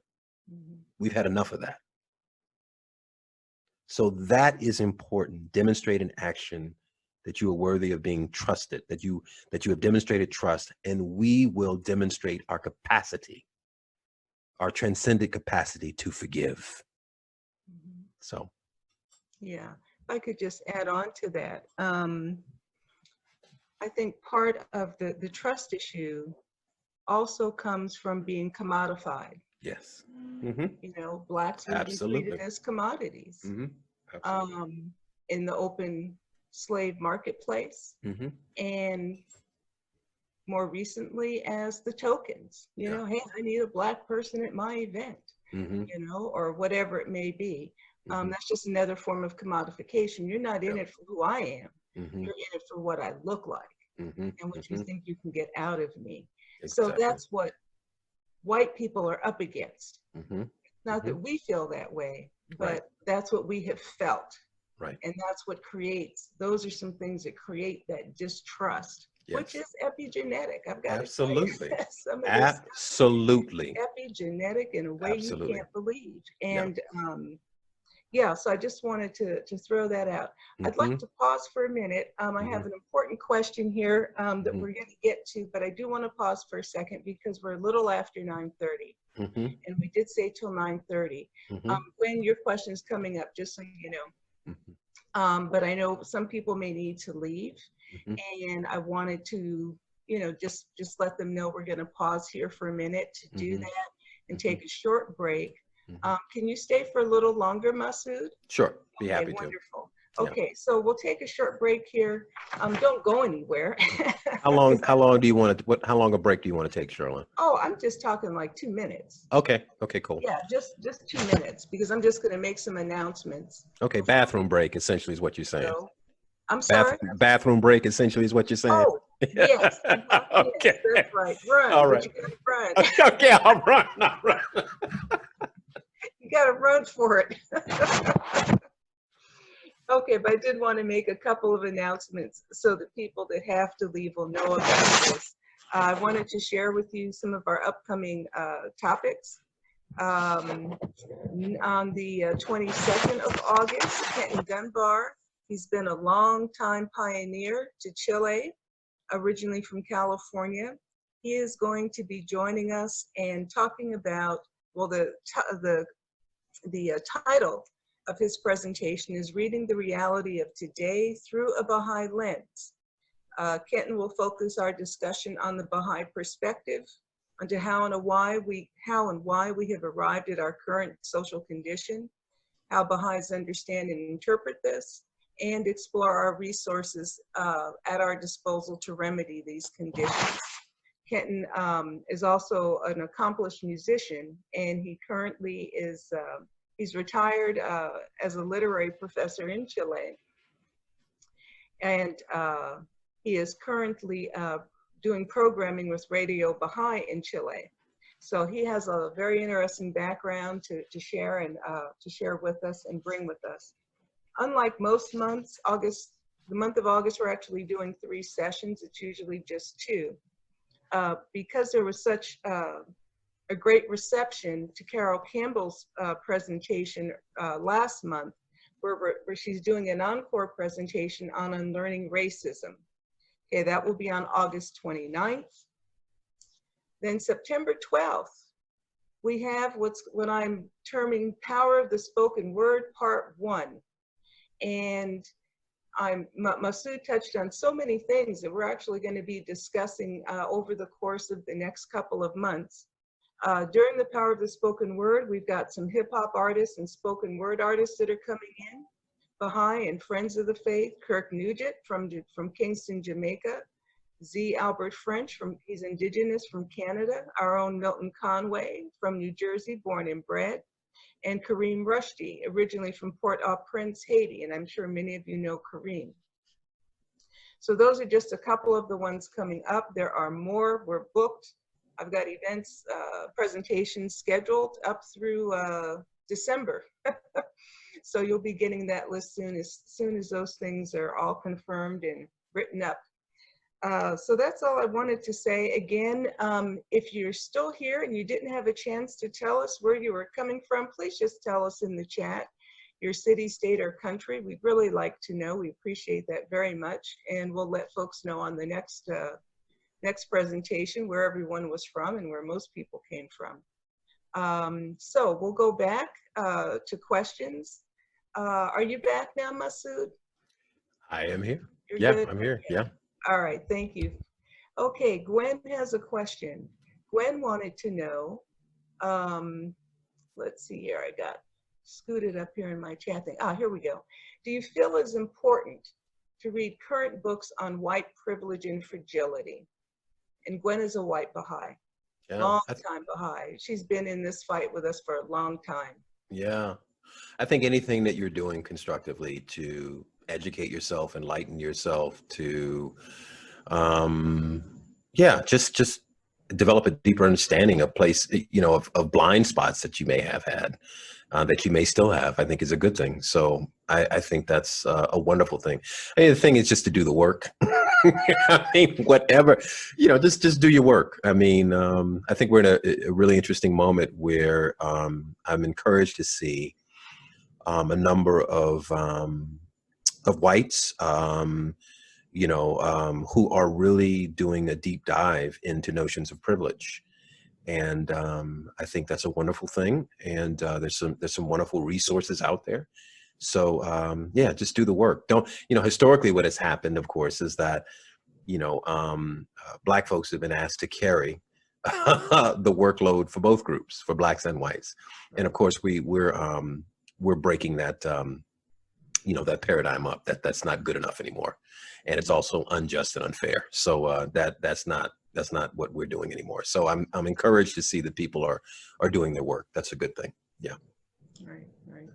Thank you, Masud, and thank you, Gwen, for that question. Here's another one. Let's see. Oops, went away. Here we go. This is from iPad. How can whites help other whites address and unlearn their prejudice? First, I'll just tell you, make sure you're here August 29th because Carol Campbell's going to show you how to do it. But Masud, would you like to take that as well? Yeah. I think hold each other to call each other to account, and all of this is, we have to remember that all of this is centered on love. And we're not talking, when I say love, we're not talking about a sentimental kind of, surface kind of expression of love. I'm talking about a love that's grounded in truth and growth. And we have to call each other, we have to call one another to our capacity to identify and embrace the truth and reality, and encourage others to do so. Some of us will take baby steps in this work, and they have to be encouraged to step a little broader. Some of us will take broad steps, and they have to be encouraged to run. So we have to encourage one another. Shoghi Effendi says that one of the most underutilized resources in the Baha'i community is encouragement. So, and I think that's true for the larger society as well. We're so apt to point out what a person is not doing when we are supposed to be more focused on what we are not doing. So we have to encourage people, into their capacity and their potential. I never will forget when I was a student at Morehouse. One day I was having a very difficult day, and my professor, I never will forget him, Mr. Martin, who's since passed on, he's transitioned. But I was having a hard time struggling with belief in myself. And he looked at me and with the most love, and he said, Masud, but there's greatness in you, son. Mm-hmm. You don't see it, but I do. And so we have to encourage each other, love each other into our capacity and our fullness, and realize that my own destiny is tied up in the destiny of the other. So that they are interdependent, they are not exclusive. And to the extent that I can encourage someone else and help them to fulfill their potential and their possibility, I am also creating ways for my own potential and possibility to be fulfilled. So. Thank you. Yeah, there really is nothing more powerful than someone saying they see something in you that you just don't have the ability to see at that time. Absolutely. You call upon that. You absolutely. Upon that in this absolutely. Time of trouble. The manifestations do that. That's what the manifestations of God do. They say to us, noble have I made thee. Why dost thou abase thyself? Yes. Out of the essence of knowledge I brought thee into being. Why dost thou seek enlightenment from anyone besides me? Turn thy sight unto thyself, that thou mayest behold me standing within thee, mighty, powerful, and self-subsisting. So they are redefining, realigning who we perceive ourselves to be. They're giving us the true definition of who we are. Yes. Right? Mhm. So the manifestations of God do that. You That's know, true. so, That's true. yeah. So we just have to get everyone else connected with the manifestation of God for this That's day it. and age. That's it. That's it. That's it. Yeah, Absolutely. that's the missing link, right? Mhm. Here's a comment. So I can find it again now. Mhm. This is from Kathy Edwards. She says, "Thank you for sharing your deep and meaningful insights. I am amazed and humbled by the ability of Blacks to forgive." And I am too. I'm a Black woman. Yeah, I'm mixed. I got a little bit of everything, but I'm a Black woman. And Yeah. I'm amazed. Yeah. I'm just amazed, Yeah. you know, at the ability to forgive. There's a wonderful conversation. I encourage everybody to see it. It's between two writers, Chimamanda Adichie, Nigerian writer, Mhm. and also Zadie Smith, who is an Afro-European writer from London, from England. And they're having conversation. I think it's in New York City. And Zadie Smith says that when she first came to America, because she teaches in America now, she's based here. She said when she first came, she'd walk down the streets of Harlem, and brothers, African-American brothers, would walk up to her and say, "Hey, sister, how you doing today?" And she said it shocked her at first. She was like, "Whoa, I don't even know if I like that." But then she said when she learned the story of Black Americans, it empowered her in a very deep way, because she realized the ability to forgive was profound, Mhm. because they didn't burn the whole thing down. Yes. Those are her Yes. words. Yes. So, you know, that is, it's a powerful capacity that has been demonstrated within the African American community. And, you know, it is a real source, an intricate part of our collective salvation, is that capacity to forgive, Mhm. you know? It really is. Yeah. It really is. There's a very powerful, very short video clip that I saved. Mhm. And let me tell you, it's rough. It's Mhm. rough.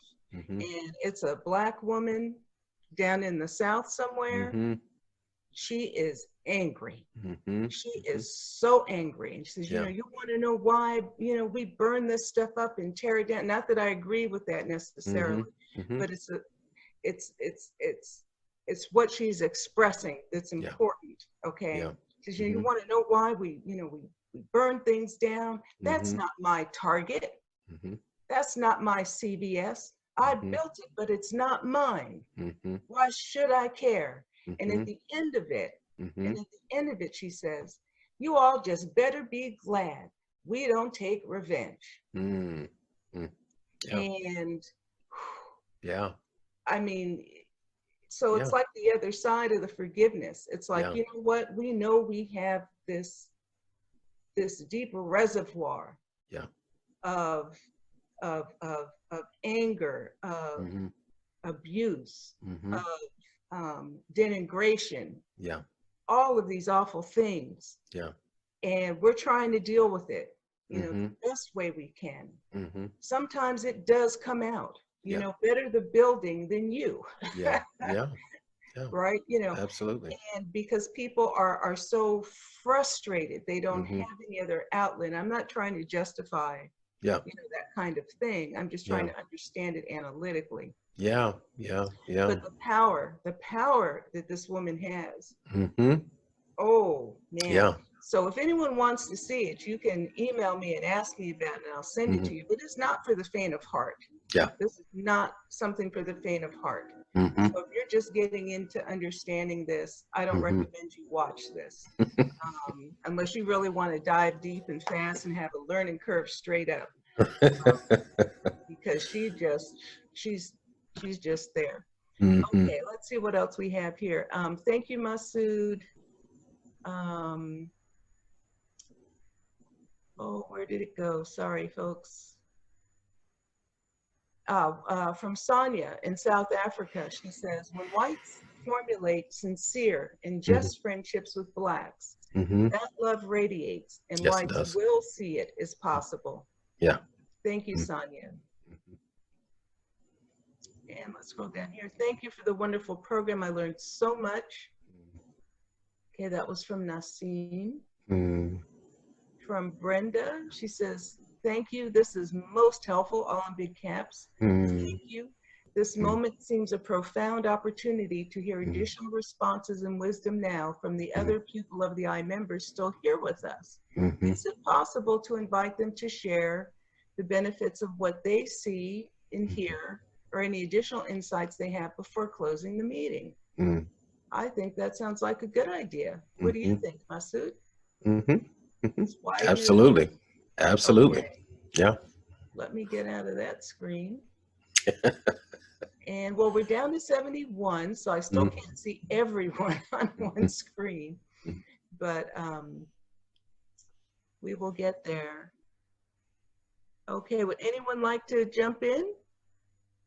Any of our people of color like to comment on anything? We do have a song request too for you, Masud. We'll entertain it later. Okay.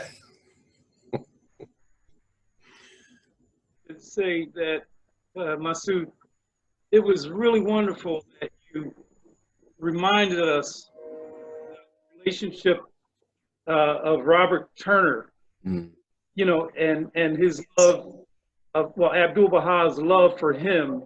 Yeah. At a time of Jim Crow. Yeah. At a time, a very dark time in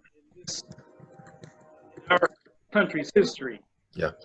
And I just think it was a wonderful preamble to everything that you've shared with us this evening, and I want to thank you once again. Thank you, brother. Thank you, man. Thank you. I have a comment. Uh-oh. Oh, this guy. Can you put him on mute, please? No, anyway, thank you so much.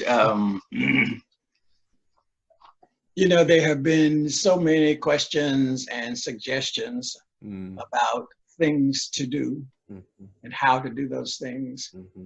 And it's interesting that, and as we all know, the House of Justice sent this letter recently, and in it, it is repeating over and over and over and over the same kinds of things that we've been told before.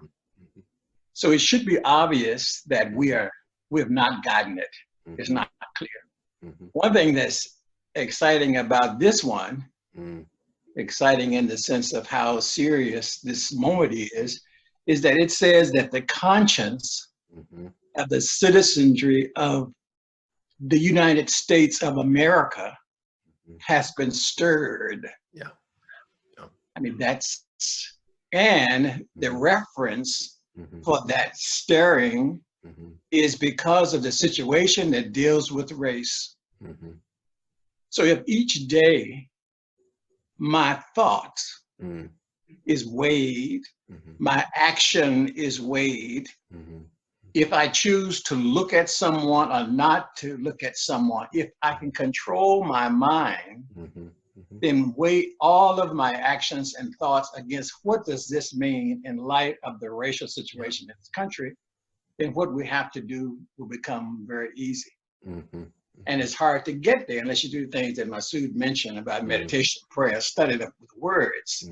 You know, really, that's the system. It's there. I mean, that's the only way we can do that. Otherwise, it's pretentious. Yeah. You know, we're not having intimate conversations. Who ever heard of having intimate conversations that can do all this transformation? Intimate conversations? Yeah. You know, what is that? You know, where is a person when they're looking at someone and talking to someone that the conversation becomes intimate, that can transform their heart? Yeah. You know, so we talk about the pupil of the eye, and those kinds of things. That's a call, that's a gift that has been given. And with every gift, there's always great, great responsibilities, great responsibilities. And so the kinds of things that Baha'u'llah has given to African American people of African descent. If you look at religious history, it's always been the people who have been downtrodden, the downtrodden races of people, who have been given power and all those kinds of things. So the same thing is happening now. So it's where we look, where we think, everything of this. How does it impact race? And then we'll have an action plan. I read it on my own time. I read it with you. Whichever one you want. You know, Brother Charles is talking about, it reminds me of what Christ says in the, I think it's in, I can't remember what book it is, but he says, he who is last shall be first. The least among you shall be the greatest. So, you know, it makes, if what the manifestations of God have been talking about for all of these generations is true, and of course, believe that it's true wholeheartedly in the core of my being, it makes absolute, complete sense that it's consistent through religious history, that is the reality. Because how else could we really perceive the majesty, the grandeur of the revelation, were it not that it had been poured into a broken vessel and transformed that vessel? So, yeah. I think just want to share something that Brother Ormond just spoke. And Ormond, he told us a story during the devotional we had the other day about a gentleman named George Gary. And George Gary is a white guy. George Gary is pretty much the conduit and responsible party for Ormond and his brother becoming Baha'is. Subsequently, Ormond and his brother attended the Black Men's Gathering of the Baha'i faith. Through that process, when they went through a series of plans, they were told that, you know, or instructed by the House of Justice to go out into the community, you know, where you're from and try and see if you can sow those seeds. And ultimately, they found themselves at the youth organization in Newark, New Jersey. The International Youth Organization is a nonprofit that was started by a couple, James and Carolyn Wallace, who had it as their charge. You know, they were Christians. You know, their charge was to try and do something about what was going on in the community. And so this was sometime around 2009, they showed up there. And I happened to be serving on the board of directors of that organization. And I came in, we had projects, we were working with the young people. We were supposed to go do a cleaning project in the community. And I had misunderstood where we were supposed to be, so I went back to the base of the base of operations. And when I get there, who's there but Ormond, Alton Williams, George Bailey, and a few other brothers, and they were sitting with Mrs. Wallace. And Mr. Wallace had just passed away like a year prior, and I was there in service to pretty much give back to what was given to me.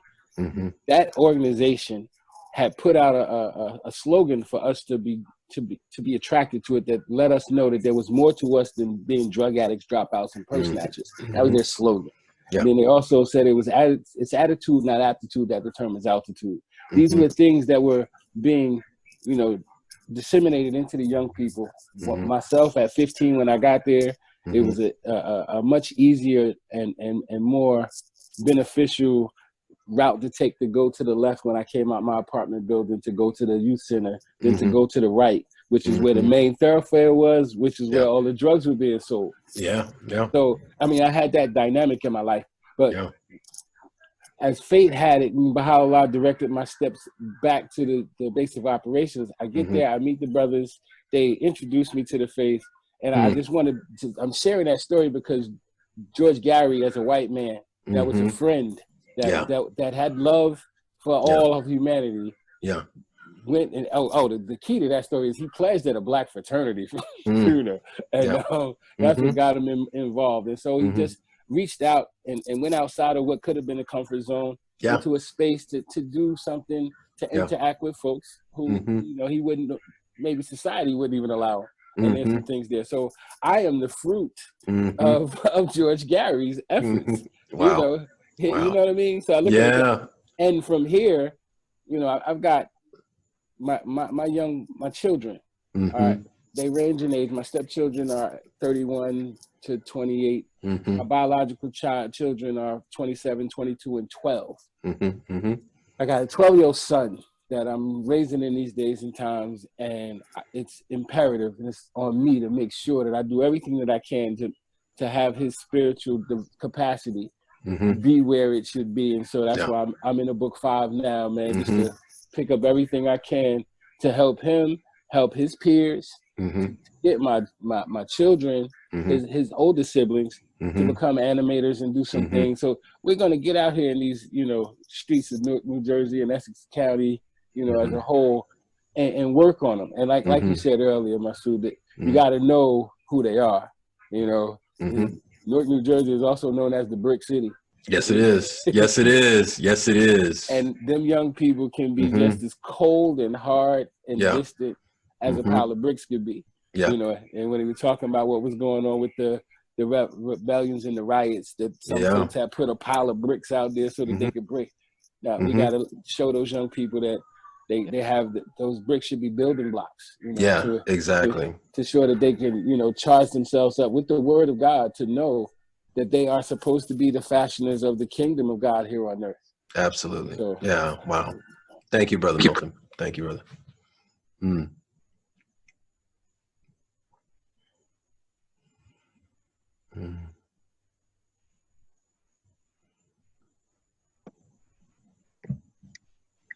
Brother Milton, I really do understand what you're saying when you come to your children.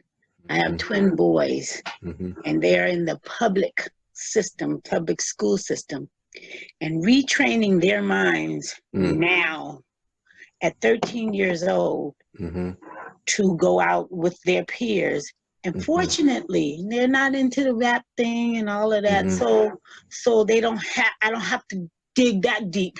I do have some challenges when it comes to retraining their mind, when it comes to the world, what they get at school and what I've trained them to know at home, and expose them to what's going on in this world. Must be exposed so you understand what the riots, what the protests are about. And so they can understand what their role is in that. And they need to know this. So don't shelter them, expose them. Let them read and learn and a sponge and grasp a hold of everything that they can so they know their role in this world. But I get it. I get it. And we got to keep fighting for our youth. One of the most profound lyrics from hip hop that's very that's celebrated is from Tupac Shakur. Black roses grow from concrete. So, which is a very, very profound thought. You think about it, but this idea of people of African descent being designated as a people of the eye is basically affirming those black roses, no matter where they are situated, no matter what the ground, how arid the ground is, how stifling the heat of that environment. You're a black rose. Yeah, you grow through concrete. You're a pupil of the eye. So, yeah.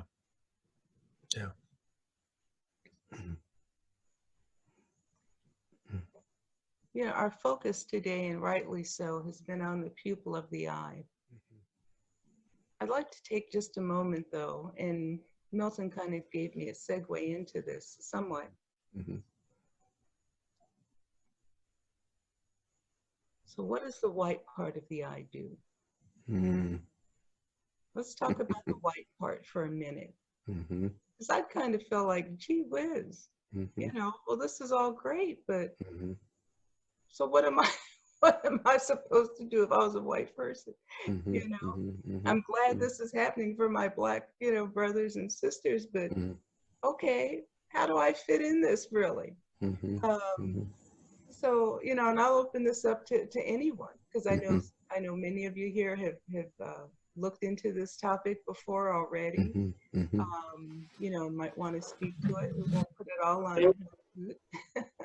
Well, I would say that it certainly surrounds the pupil, and in surrounding it, I would believe that should provide some kind of support and assistance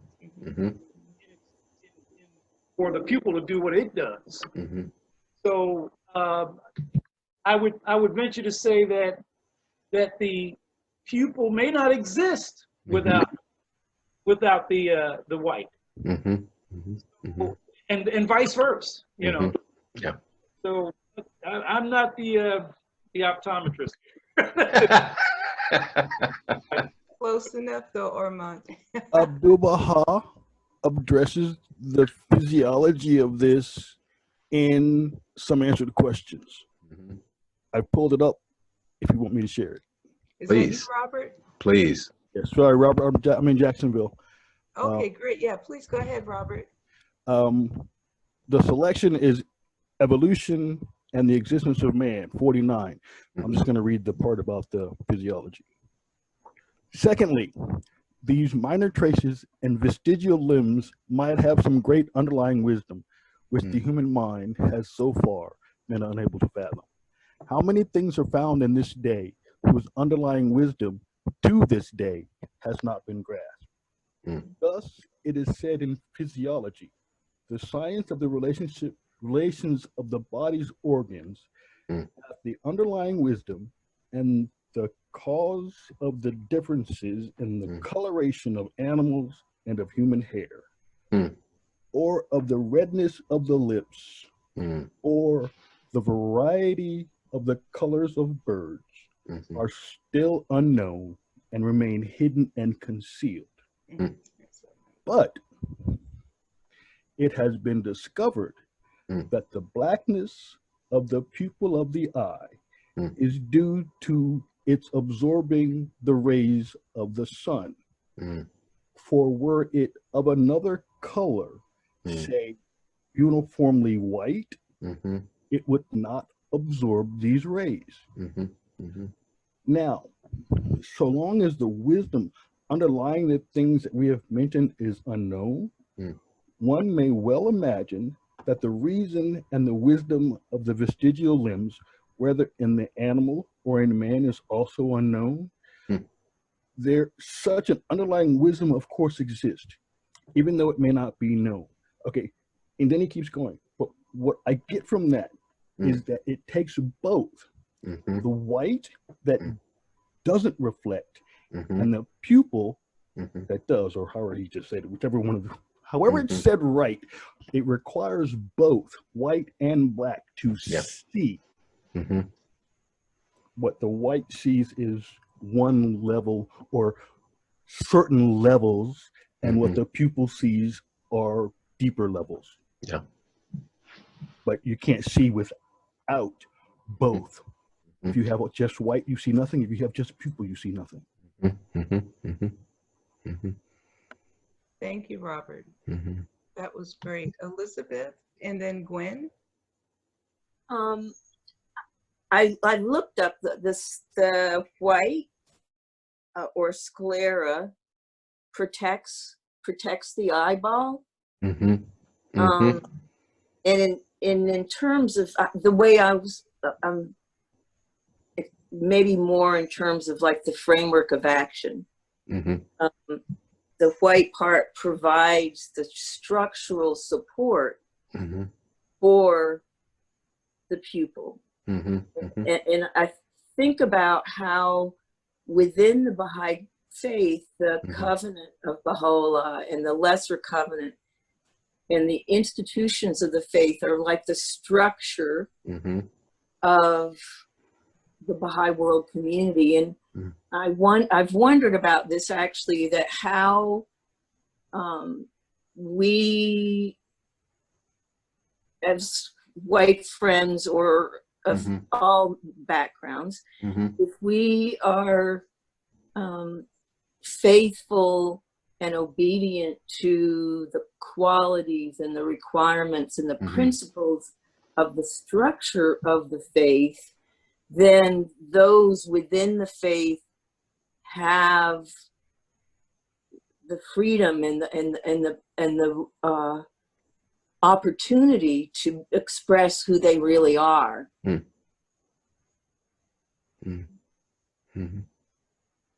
That for me kind of, it gives me a feel for what my role could be, is that I if I want to serve the pupil of the eye, I need to be firm in the covenant and obedient in every way to the principle of justice and the principle of consultation and universal participation, that the voices of all have to be honored and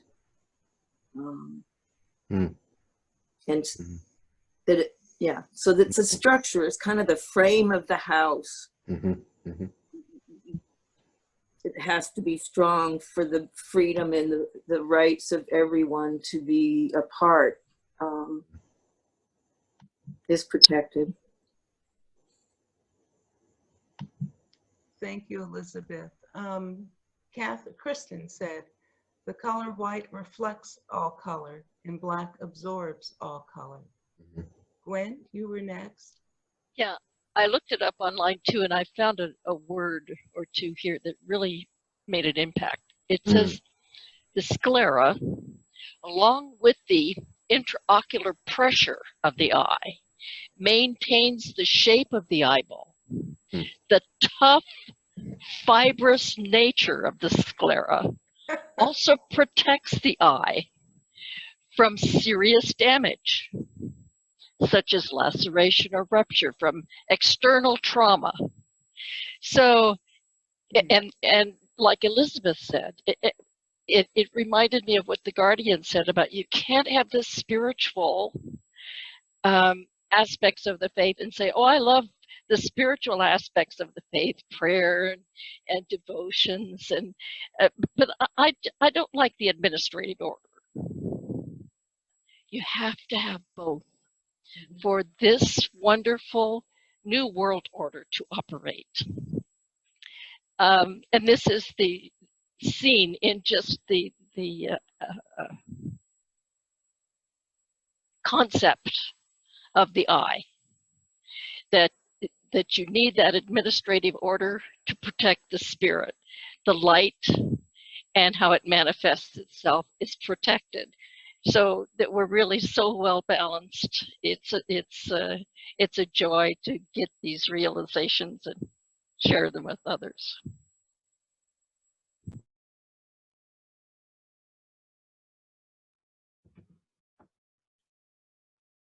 What I'm hearing from this, or gathering, collecting all of this together, is that the body politic, humanity, the I, if you will, it all has to work together, the black and the white. I mean, that's what it comes down to. We're focusing on the pupil for obvious reasons, but at the end of the day, it requires both. And we each have special jobs to do in this that we can do together joyfully and slog through the tough times together as well. Yeah, this has been so rich for me, friends. I'm going to have to get off here in just a minute, but you know, Caroline, what you just said reminds me of the poet John Donne, who Dr. King would quote quite often, and it talks about this interrelationship of communities, right? Where he says, we are all caught in an inescapable network of mutuality, tied together forever in a single garment of destiny. Whatever affects one directly affects all indirectly. For some strange reason, I can never be what I ought to be until you are what you ought to be. No man is an island unto himself, each man a piece of the continent, a part of the whole. And then he goes on towards the end to say, any man's death diminishes me, for I'm involved in mankind. Therefore never seek to know for whom that bell tolls. It tolls for thee. So this intrinsic, inherent interconnectedness, oneness of mankind, not as a philosophical supposition, not as theoretical, but that lives deep in the bones and is translated into actions in our daily choices, in the spaces that we move in the sense of the diversity of the community that we are helping to establish. Really, really translating this, doing this work in a fundamentally, spiritually radical way, in the sense that we are manifesting these realities and these truths in the realm of action. So I want to thank everybody for allowing me to spend some time with you guys. Good to see my brother, my big brother, Charles Bullock, to make all of these new friends and family. Fundamentally, we are all one people. And I just want to thank you for bringing yourselves to this conversation, to this dialogue, and allowing me to be in this space with you. Love you all. Just want to encourage everybody in the work that you're doing. I hope you encourage me in the work that I'm doing. And we will get through this together on the real. We will get through this together. Hang on, Masud. Yeah. Before he goes, friends, let's all get off mute and let him hear some applause from us. And thank Boom! Artist Boom! feedback. Malawa Come on. pa! Let's let him Bravo! hear some of it. We're getting good on this thing.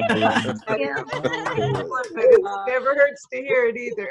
It's okay. Love you guys. Love you guys.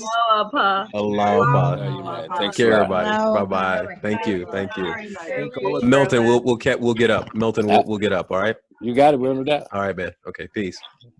All right, good night. So Good night, friends, guys. we can end it here unless